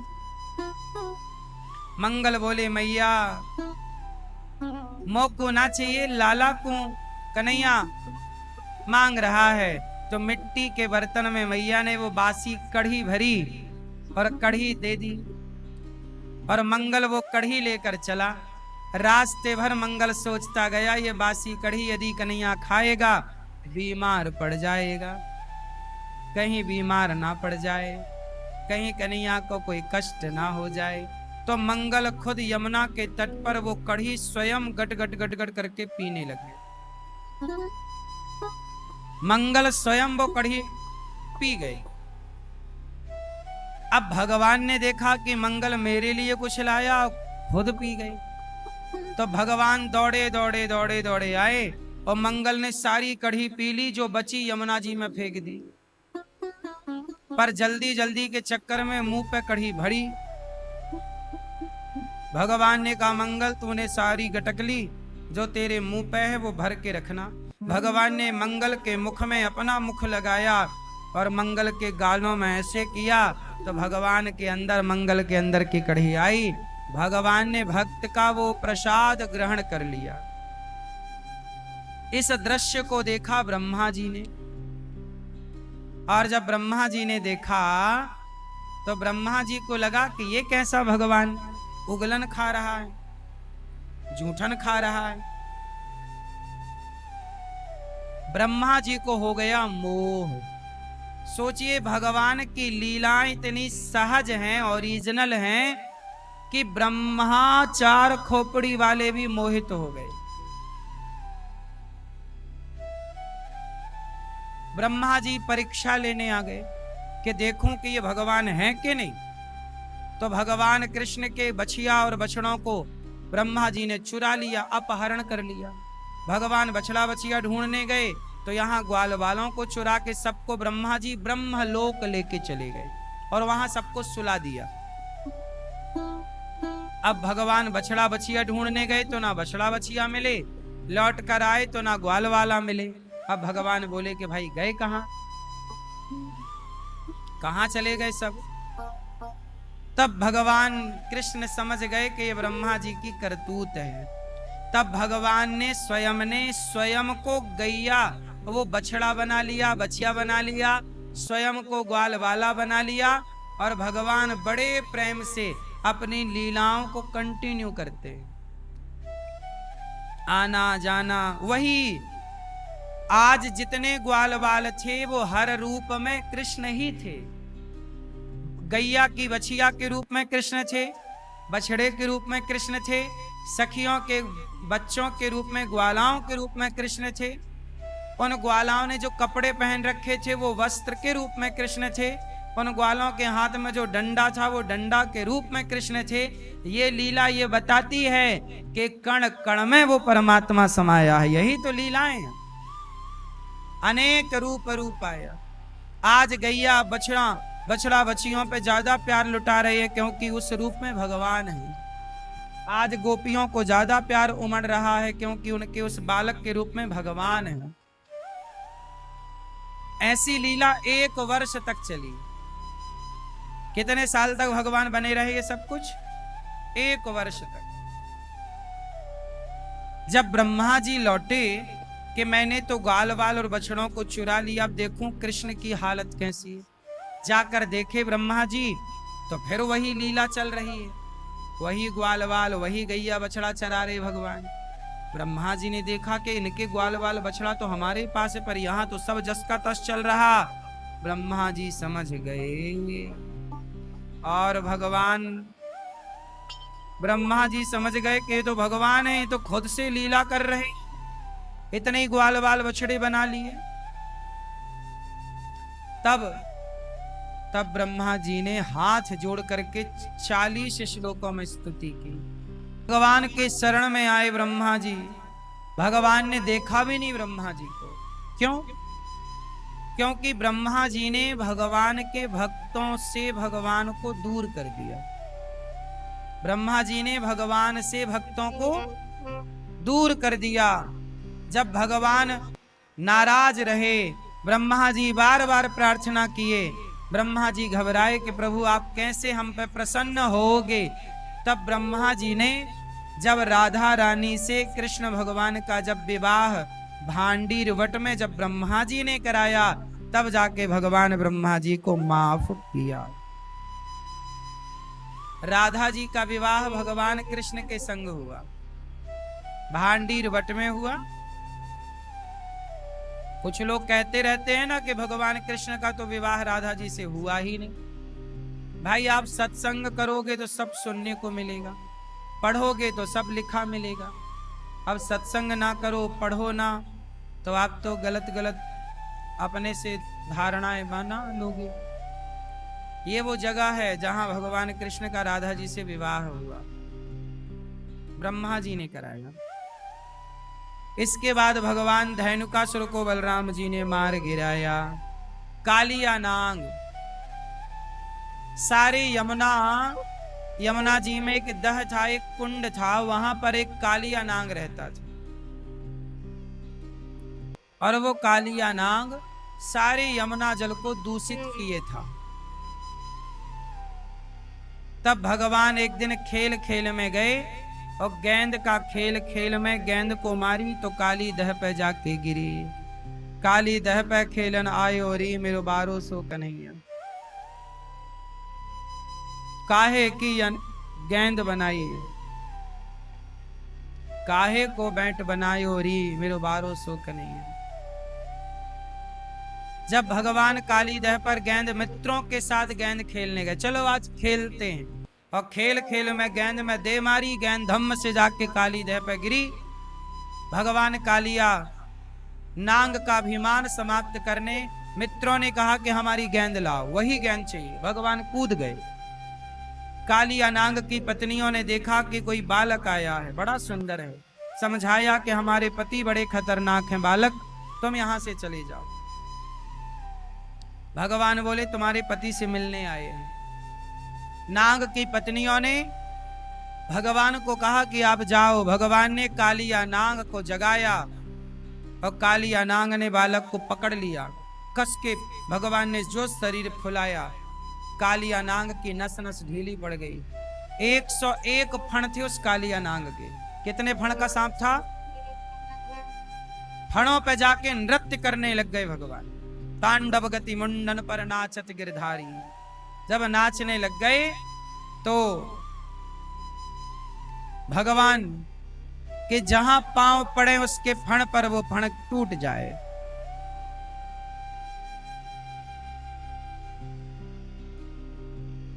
अब भगवान कालिया नांग बोला प्रभु हमें क्यों मार रहे हो, हमें क्षमा कर दीजिए प्रभु, शरण में आया। तब भगवान ने कहा कि कालिया नाग तुमने यमुना जी को दूषित कर रखा है। जो गैया इस कुंड का पानी पी लेती है धोखे से मर जाती है, क्योंकि जहरीला है। तुमने जहर फैला रखा है, तो मैं तुम्हें यहां से विदा करने आया हूं, जाओ यहां से। कालिया नाग बोला मैं कैसे जाऊं, गरुण जी मुझे ढूंढ रहे हैं। भगवान ने कहा कोई बात नहीं, मेरे पांव के निशान तुम्हारे माथे पर पड़ गए हैं, अब गरुण जी तुम्हारा कुछ भी नहीं बिगाड़ेंगे, जाओ। और कालिया नाग को रमण द्वीप की ओर भेजा। इस तरह भगवान ने जल को निर्मल किया। मानो उस जमाने में भगवान मैसेज देकर गए थे कि नदियों को गंदा मत होने दीजिएगा, नदियों को निर्मल रखिएगा। जल, ये कालिया नाग गंदी तो रखा था, दूषित कर दिया। भगवान को पता था कि कलयुग में ये सब होगा, नदियों में प्रदूषण होगा, इसलिए भगवान ने ये स्वच्छता की मुहिम चलाई। और हम लोग भगवान की उस बात को भूल गए और देखो आज नदियां अपवित्र हो रही हैं, अशुद्ध हो रही हैं। नदियों को शुद्ध होना चाहिए। यमुना मैया इतनी दूषित हो गई हैं कि कोई पानी नहीं पी पाता, इतनी गंदगी है। कैसे पवित्र हो सकती हैं यमुना जी मैया? है कोई उपाय आपके पास? नदियों को स्वच्छ करना हो तो बताओ क्या करना चाहिए? बोलो मेरी माँ। नदियों को स्वच्छ करना हो तो क्या करना चाहिए? बोलो, क्या करना चाहिए? हैं? कैसी सफाई है?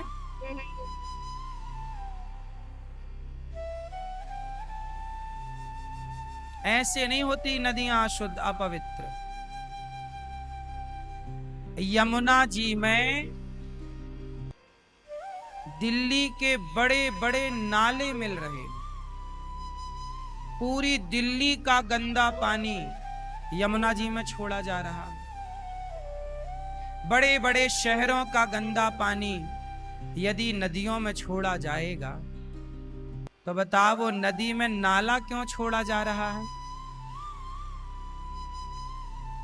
नाले को यमुना जी में मिलने से पहले वहां पर एसटीपी लगा करके उस पानी को शुद्ध कर दिया जाए, साफ कर दो पहले पानी। आजकल तो मशीनें हैं, चीजें हैं, उपलब्ध हैं, अवेलेबल हैं चीजें।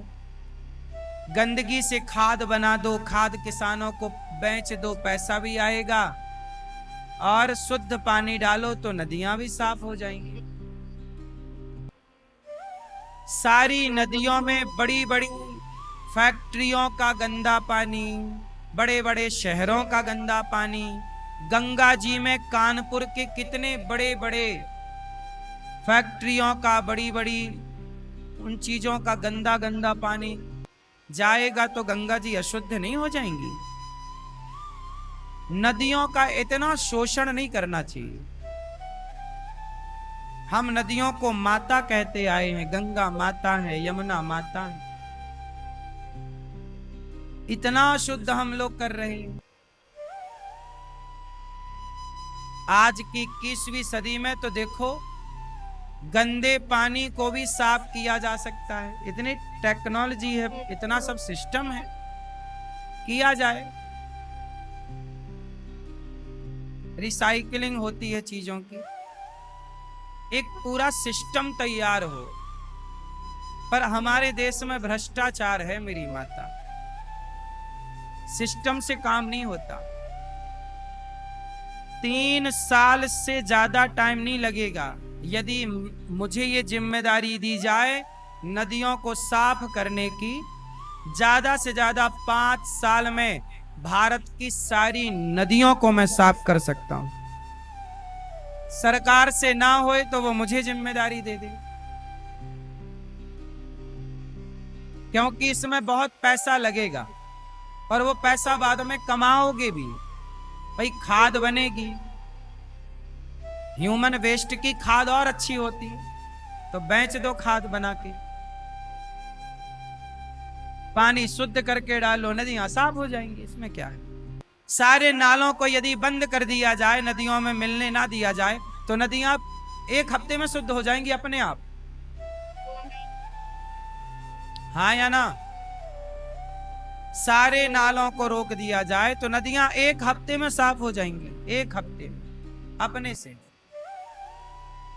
अब आपकी मजबूरी है कि आप नाला डालना चाह रहे हैं, तो अब नाला डालिए, पर उससे पहले ठीक करिए पानी को, बीच में रोकिए, रोक के उसको साफ करिए, फिर पानी डालिए, गंदगी का खाद बना के बेचिए। राजकीय कोष भरेगा, खजाना भरेगा पैसे से, और वही उस मेंटेनेंस में काम आता रहेगा पैसा, वहीं का वहीं।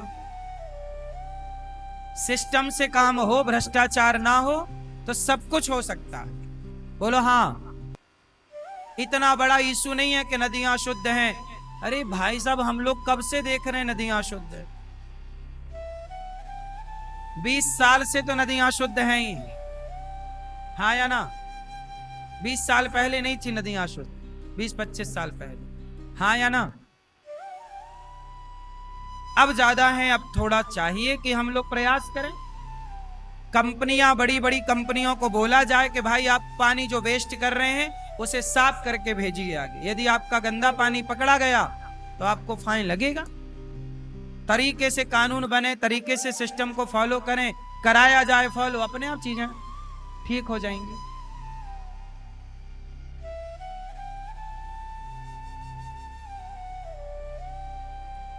वो नदी, वो गंगा मैया भी तो रोती होंगी ना, मेरी माँ, इतना नाला जब उसमें मिलता होगा। हे दुनिया वालों, हमने लाखों साल से तुम्हें पानी देकर तुम्हारी प्यास बुझाई है, तुम्हारी सेवा की है, और तुमने हमें ये नाला दिया। वो गंगा मैया ना रोती होंगी? वो यमुना मैया ना रोती होंगी? पहले यमुना मैया के जल से ही बिहारी जी का भोग बनता था, सब मंदिरों का भोग प्रसाद बनता था। अब वो जल पीने योग्य नहीं रहा, कैसे भोग प्रसाद बनेगा? हाँ या ना? इसलिए हम सबकी ये जिम्मेदारी है। सरकार क्यों नहीं सुनती मुझे नहीं पता, क्यों एक्शन नहीं लेती मुझे नहीं पता, लेकिन काम बहुत बड़ा नहीं है, हाँ या ना? सबको ईमानदार होना पड़ेगा। मेरी माँ, ये भारत में यदि अच्छा भारत देखना चाहते हो तो आप अपने बेटों को स्कूल पढ़ाते हो, जब वो स्कूल से निकलकर नौकरी करने लग जाएं तो उन्हें एक छोटा सा पाठ जरूर पढ़ाना कि बेटा, अपने देश से गद्दारी ना करना, भ्रष्टाचार ना करना, क्योंकि भ्रष्टाचार कोई भी कर रहा है वो भारत देश से गद्दारी कर रहा है। ये भ्रष्टाचार के कारण तो नदियां शुद्ध नहीं हो पा रही है ना मेरी माँ, हाँ या ना? हजारों करोड़ सरकार निकालती है। 1000 करोड़ कितना बड़ा होता है? 1000 करोड़, 1000 करोड़ नदियों की शुद्धि के लिए। कहां चला जाता 1000 करोड़ पता ही नहीं चलता।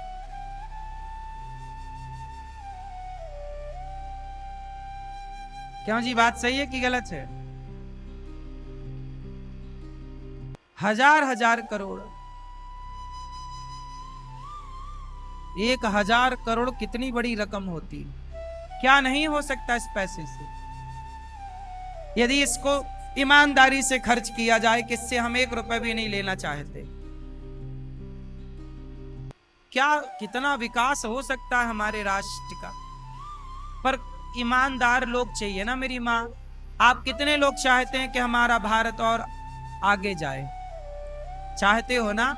तो अपने बेटा बेटियों को मेरी माँ ईमानदार बनाना सीखो, क्योंकि तुम्हारा बच्चा ही आगे चल के वही प्रधानमंत्री बनेगा, वही राष्ट्रपति बनेगा, वही नेता बनेगा, वही सरकारी दफ्तर में जाएगा, वही आगे सिग्नेचर करके फाइलें पास करेगा।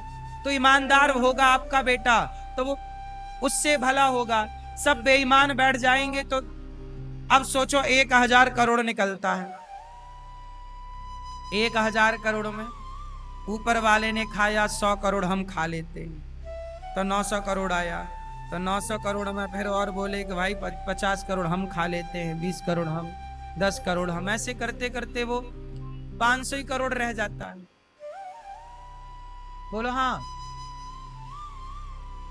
ये देश से गद्दारी है। राष्ट्र से गद्दारी ना हो, भारत माता से गद्दारी ना हो। मर जाओ, भूखे रह लो, कोई बात नहीं, गद्दारी नहीं। हम जिएंगे और मरेंगे ऐ वतन, दिल दिया है जान भी देंगे ऐ वतन। थोड़ा राष्ट्र प्रेम होना चाहिए मेरी मां। हमारे भारत में एक चीज की कमी है। आप बताइए, भारत में भ्रष्टाचार ज्यादा है या नहीं है? जितना विरोध अनिरुद्धाचार्य का करते हैं लोग, इतना विरोध भ्रष्टाचार का करते तो हमारा देश कहीं और होता। पर अनिरुद्धाचार्य का विरोध करने से फुर्सत नहीं मिल रही है। कुछ मीडिया तो दिन रात अनिरुद्धाचार्य के सपने देख रही है। कुछ लोगों को तो सपने आने लग गए हैं। हाँ या ना? अनिरुद्धाचार्य को बदनाम करने के लिए कुछ मीडिया ने पूरी जान लगा दी। अनिरुद्धाचार्य को बदनाम करने के लिए खड़ी है, लेकिन भ्रष्टाचार मिटाने के लिए खड़ी नहीं हो रही है कि चलो भ्रष्टाचार मिटाएं। जो सही बात कह रहा है उसी की आवाज दबाने की कोशिश इस देश की कुछ मीडिया करती है। हाँ या ना? इस देश में मेरी मां फिर सच कौन बोलेगा? सच की आवाज जब दबाई जाएगी कौन बोलेगा? आज कुछ लोगों ने हमें बदनाम करने के लिए, देखिए कितनी इंटरनेशनल मीडिया ने कितना प्रयास कर लिया, कितनी डिबेट मेरे नाम से कर ली कुछ मीडिया ने। हाँ या ना? कितने लोग मेरे बारे में, कुछ लोग कितना अफवाह फैला रहे और षड्यंत्र रच रहे हैं। अब ये बड़ी बड़ी ताकतें हैं ना मेरी मां, मीडिया अपने आप में कितनी बड़ी है, क्या कमी है लोगों के पास? और ये बदनाम और मुंह बंद किसका करना चाह रहे हैं? एक अनिरुद्धाचार्य का, जो सच की आवाज बोलता, सनातन की सेवा में लगा है। अब मैं भ्रष्टाचार के खिलाफ खड़ा हो जाऊं तो ये तो मुझे और बदनाम करेंगे। अभी तो मैं लिव इन का विरोध किया हूं, तो लिव इन के विरोध में कुछ लोगों के पसीने छूट गए और ये बदनाम करने के षड्यंत्र अभी भी रच रहे हैं। मेरी मां, ये ऐसे लोग केवल मीडिया, कुछ मीडिया ही नहीं, भारत में कुछ ऐसी शक्तियां भी काम करने लग गई हैं जो सनातन विरोधी हैं। यदि ये लोग अनिरुद्धाचार्य को बदनाम करने के लिए कोई और षड्यंत्र खेलने लग जाएं, तो अब ये सोच लें कि अनिरुद्धाचार्य को बदनाम ही करना किसी भी तरीके से। कल को कोई भी लड़की को लाके खड़ा कर दें, 50 लाख 1 करोड़ रुपया दे दें, 10 करोड़ दे दें, इनके पास तो पैसे की कमी छोड़ी है। कुछ लोगों के पास जिन्हें बदनाम ही करना है, किसी को 50 करोड़ दे दें कि भाई अनिरुद्धाचार्य को बदनाम करना है, तो बदनाम करने के लिए किसी को दे दें और कुछ भी कहवा दें उससे, तो ये षड्यंत्र ही होता है। मतलब ये अब आप समझ रहे हैं कि ये मुझे बदनाम करने के लिए किसी भी हद तक ये जा सकते हैं। ये बात सही है कि गलत है? किसी भी, ये सनातन की आवाज को दबाना चाहते हैं, किसी भी हद तक जा रहे हैं। इसलिए मुझे भगवान पे भरोसा तो है, आप पे है, लेकिन फिर भी मैं आप लोगों से प्रार्थना करूंगा कि आप समझिए कि सनातन कितना खतरे में है। और खतरा किन से है? ऐसे जयचंदों से। इसलिए आज सच की बात कहना, सच बोलना भी बहुत कठिन है, इसलिए ये लोग सच नहीं बोलते।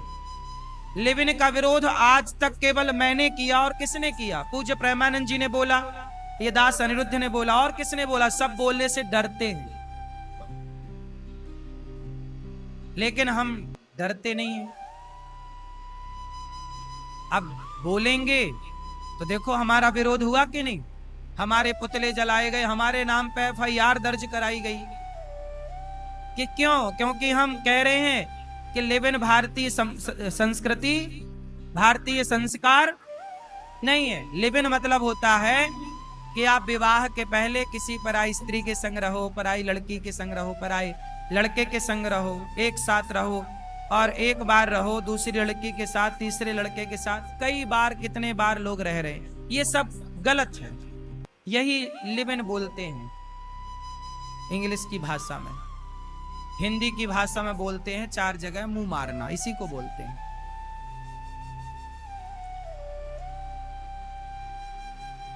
हाँ या ना? इसी बात की मिर्ची लग गई मुंह मारने वालों को। बोलो हाँ। तो अब क्या करें? सच ना बोलें? भ्रष्टाचार हो रहा है तो होने दो, फिर चुप बैठो सब लोग। भाई कोई तो बोलेगा, और जो बोलेगा उसको बदनाम करने के लिए षड्यंत्र चालू हो जाएंगे। इसलिए तो इस राष्ट्र का विकास नहीं हो पा रहा है कि सब चोर चोर कहते हैं। तुम भी चोरी करे हो, हम भी करें, चुपचाप बैठो, मत बोलो। चोर चोर मौसेरे भाई, बैठे बैठे चोरी करो, खाओ, गलत होने दो, आम जनता को परेशान होने दो, बस।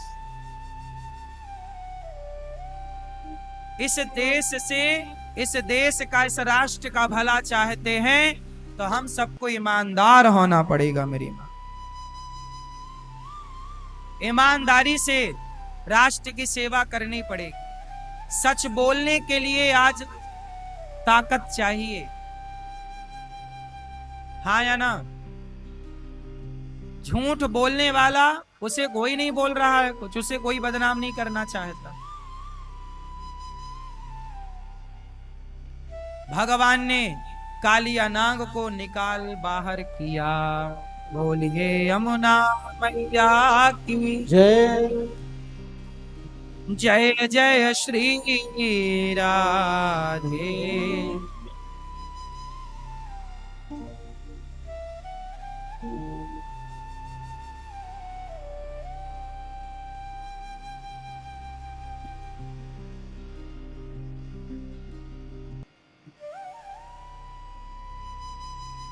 भगवान ने प्रलंबासुर का उद्धार किया,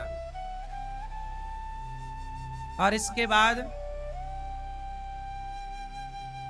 गोपियों ने सुंदर सा गीत गाया। भगवान बड़े सुंदर हैं, कानों पर कनेर का पुष्प लगा हुआ है, सुंदर सी बांसुरी अधरों पे रखी है। गोपियां भगवान की सुंदरता का निरूपण कर रही हैं। भगवान इतने सुंदर हैं कि उनके जैसा सुंदर कोई नहीं, केवल भगवान। एक दिन भगवान ने गोपियां यमुना जी में निर्वस्त्र होकर के, सारे कपड़े उतार करके स्नान कर रही थी। जब गोपियां स्नान करने लग गई निर्वस्त्र होकर, तब भगवान ने गोपियों के कपड़े चुरा लिए। क्यों कपड़े चुराए? सही किया कि गलत किया? कपड़े चुरा के सही किया। क्यों सही किया? भगवान कहते हैं कि देखो, आप पब्लिक प्लेस में निर्वस्त्र होके नहा रही हो, कोई देखेगा, क्या प्रभाव पड़ेगा? भारत की नारी नर मर्यादा में रहने वाले लोग हैं, आप ऐसे नहा रही हो, ये अमर्यादित है। तो भगवान ने कपड़े चुराए और बाद में कहा आइंदा ऐसे मत नहा। तो भगवान ने जो गलत परंपरा चालू हो सकती थी, उस गलत परंपरा को चालू होने के पहले ही समाप्त कर दिया। कह दिया कि निर्वस्त्र होकर स्नान करना अपराध है, नहाओ तो कपड़े पहन के शरीर को ढक के नहाओ। हमारा भारत, हमारी संस्कृति शरीर को ढकना सिखाता है और पश्चिमी संस्कृति शरीर को दिखाना सिखाता है। क्या सही है? कपड़ा पहन के ढकना सही है शरीर को कि दिखाना? क्या सही है भाई? कपड़े पहने ही शरीर ढकने को जाते। आज यही तो सवाल पूछते हैं पत्रकार मेरे से कि कोई कुछ भी पहने, आप कौन होते हैं बोलने वाले? हम कहते हैं भाई, बोले कि आप कौन होते हैं बोलने वाले? हमने कहा भाई, हम आप सबकी सेवा में लगे हैं, सनातन की सेवा में, और सनातन धर्म के जो संस्कार हैं उन्हीं संस्कारों के बारे में हम कहेंगे। और उन संस्कारों के खिलाफ कोई जाएगा तो कह देंगे कि भाई ये गलत है। अब मानो ना मानो, हम तो यही कह सकते हैं कि भाई ये गलत। हम तो वही बताएंगे ना जो लिखा है। लिखा तो यही है कि कपड़ा मर्यादा में रह के सब पहने। एक पत्रकार ने हमसे पूछा कि महाराज जी, लिवन में रहने से आपको क्या दिक्कत है? कानून बना है लिवन में रहने का। तो हमने कहा कि लिवन में रहने का कानून बना है तो कानून तो समलैंगिकता का भी बना है। तो क्या आप अपनी बेटी को किसी लड़की से लड़की का विवाह करा सकते हो? लड़के का लड़के से विवाह करा सकते हो? कानून तो बहुत कुछ बने हैं, पर उन्हीं कानून का पालन करना चाहिए जिस कानून का पालन करने में हमारा धर्म और हमारी मर्यादा का उल्लंघन ना हो।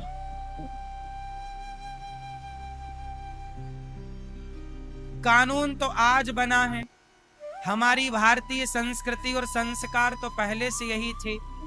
हमारे यहाँ कैसे रहो, कैसे खाओ, कैसे बैठो, क्या करो क्या ना करो, सब यही तो है।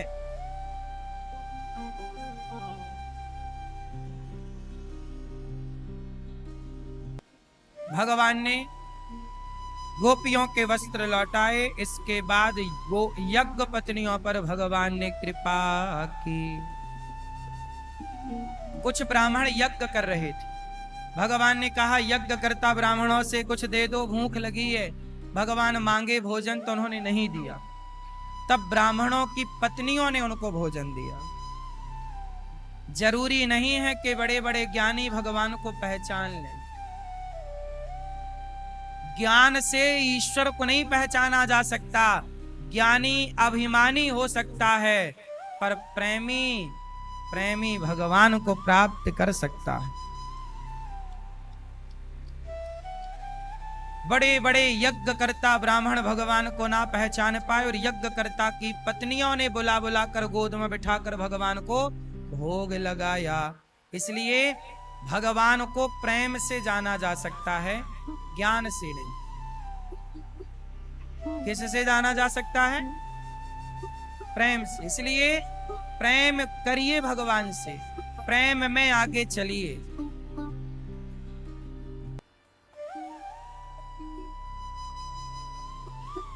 भगवान को प्रेम से जो खिलाओ। अच्छा, भगवान को भोजन कराना हो तो कैसे कराओगे? कैसे खाते हैं भगवान? भैया भगवान को भोग लगाना हो कैसे लगाओगे?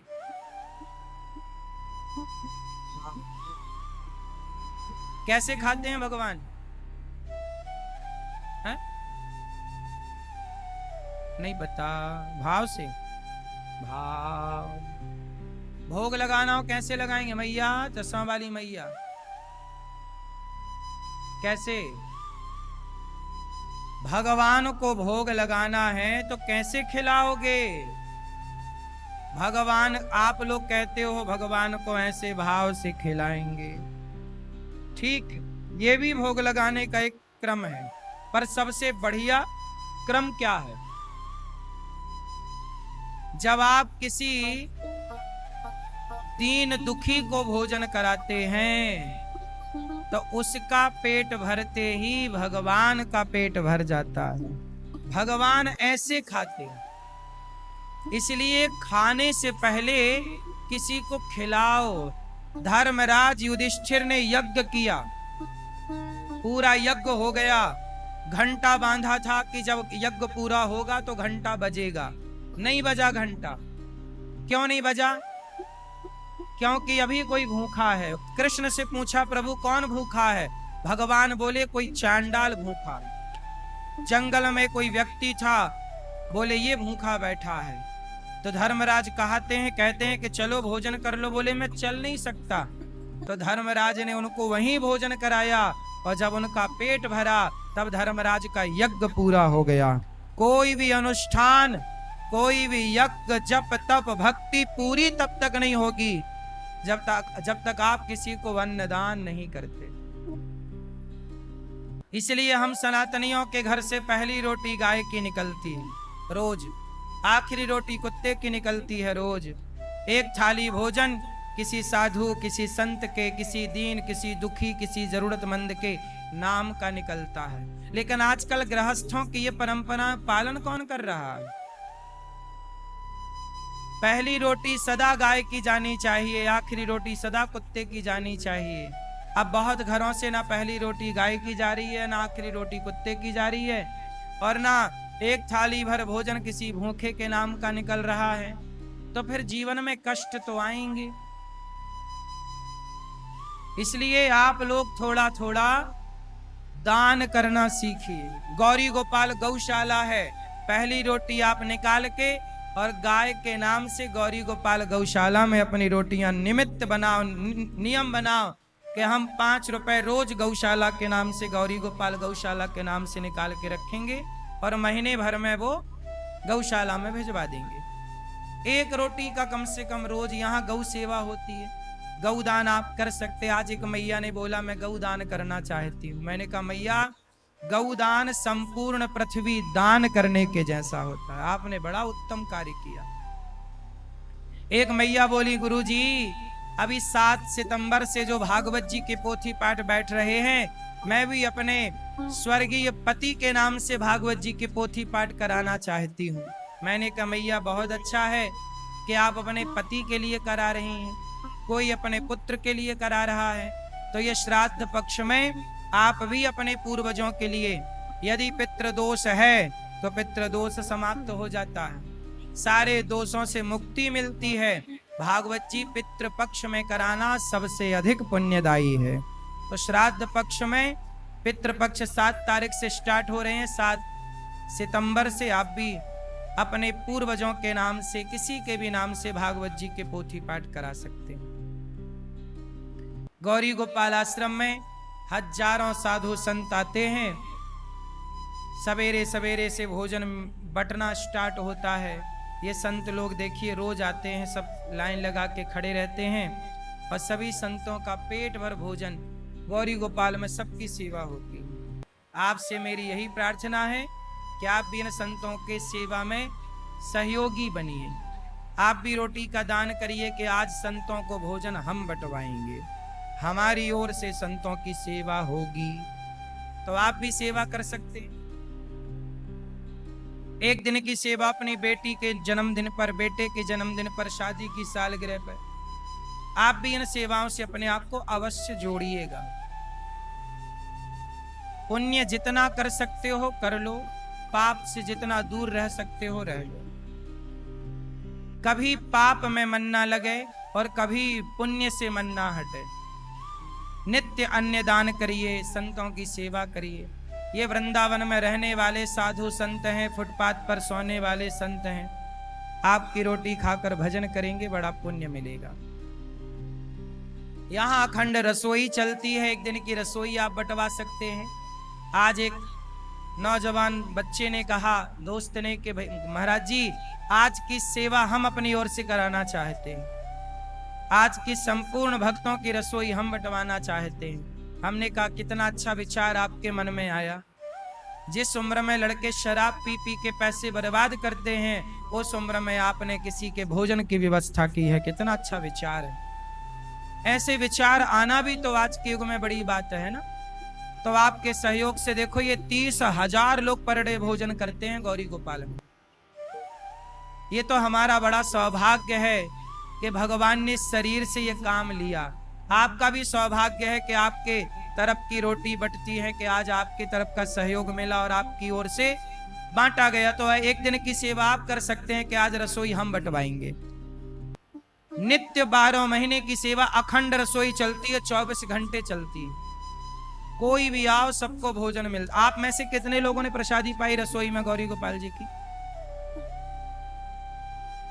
कोई पैसा लगा? निःशुल्क सेवा है, सबके लिए भोजन है। ये मानवता की सेवा है। वृंदावन आने वाले को भरपेट भोजन मिल जाए। हमारे सिख भाई जब गुरुद्वारों में लंगर की सेवा कर सकते हैं तो हम सनातनी अपने वृंदावन धाम में क्यों नहीं ये सेवा कर सकते? हम सनातनियों के यहाँ भी तो अन्नदान की सेवा होनी चाहिए। तो ये गौरी गोपाल की सेवा सनातन की वही सेवा है। आप भी सेवा करिए। कोई भी आओ, सबके लिए रसोई खुली है। कोई दरवाजा नहीं है रसोई में, आप देख सकते हैं। है दरवाजा? गौरी गोपाल में देखिए कोई गेट नहीं है, कोई दरवाजा ही नहीं। कभी भी आओ आप, दरवाजा ही नहीं लगाए हम। ये मानव जाति की सबसे बड़ी सेवा है, अन्नदान। थोड़ा थोड़ा आप करने योग्य हैं तो करो, घटना कुछ नहीं है इससे। दान करे धन ना घटे, जो सहाय रघुवीर। गिलहरी ने जरा सा सहयोग क्या कर दिया राम जी पर, तो राम जी ने उसे अमर कर दिया। दान करने वाला, ये भैया हमारे बता रहे थे कल कि महाराज जी हमने जब से गौरी गोपाल की सेवाओं को करना स्टार्ट किया है, सहयोग करना स्टार्ट किया है, पता नहीं भगवान किस रास्ते से पैसा ला कर देते हैं और मैं कई गुना धनवान हो गया, कई गुना हमारे काम चलने लग गए। तो मैंने कहा कि दान करने से धन कभी घटता नहीं है। जब आप भगवान की सेवा में खर्च करोगे तो भगवान कई गुना रास्ता खोलेंगे आपके लिए, धन बढ़ाएंगे। दान करने से धन कभी घटता नहीं।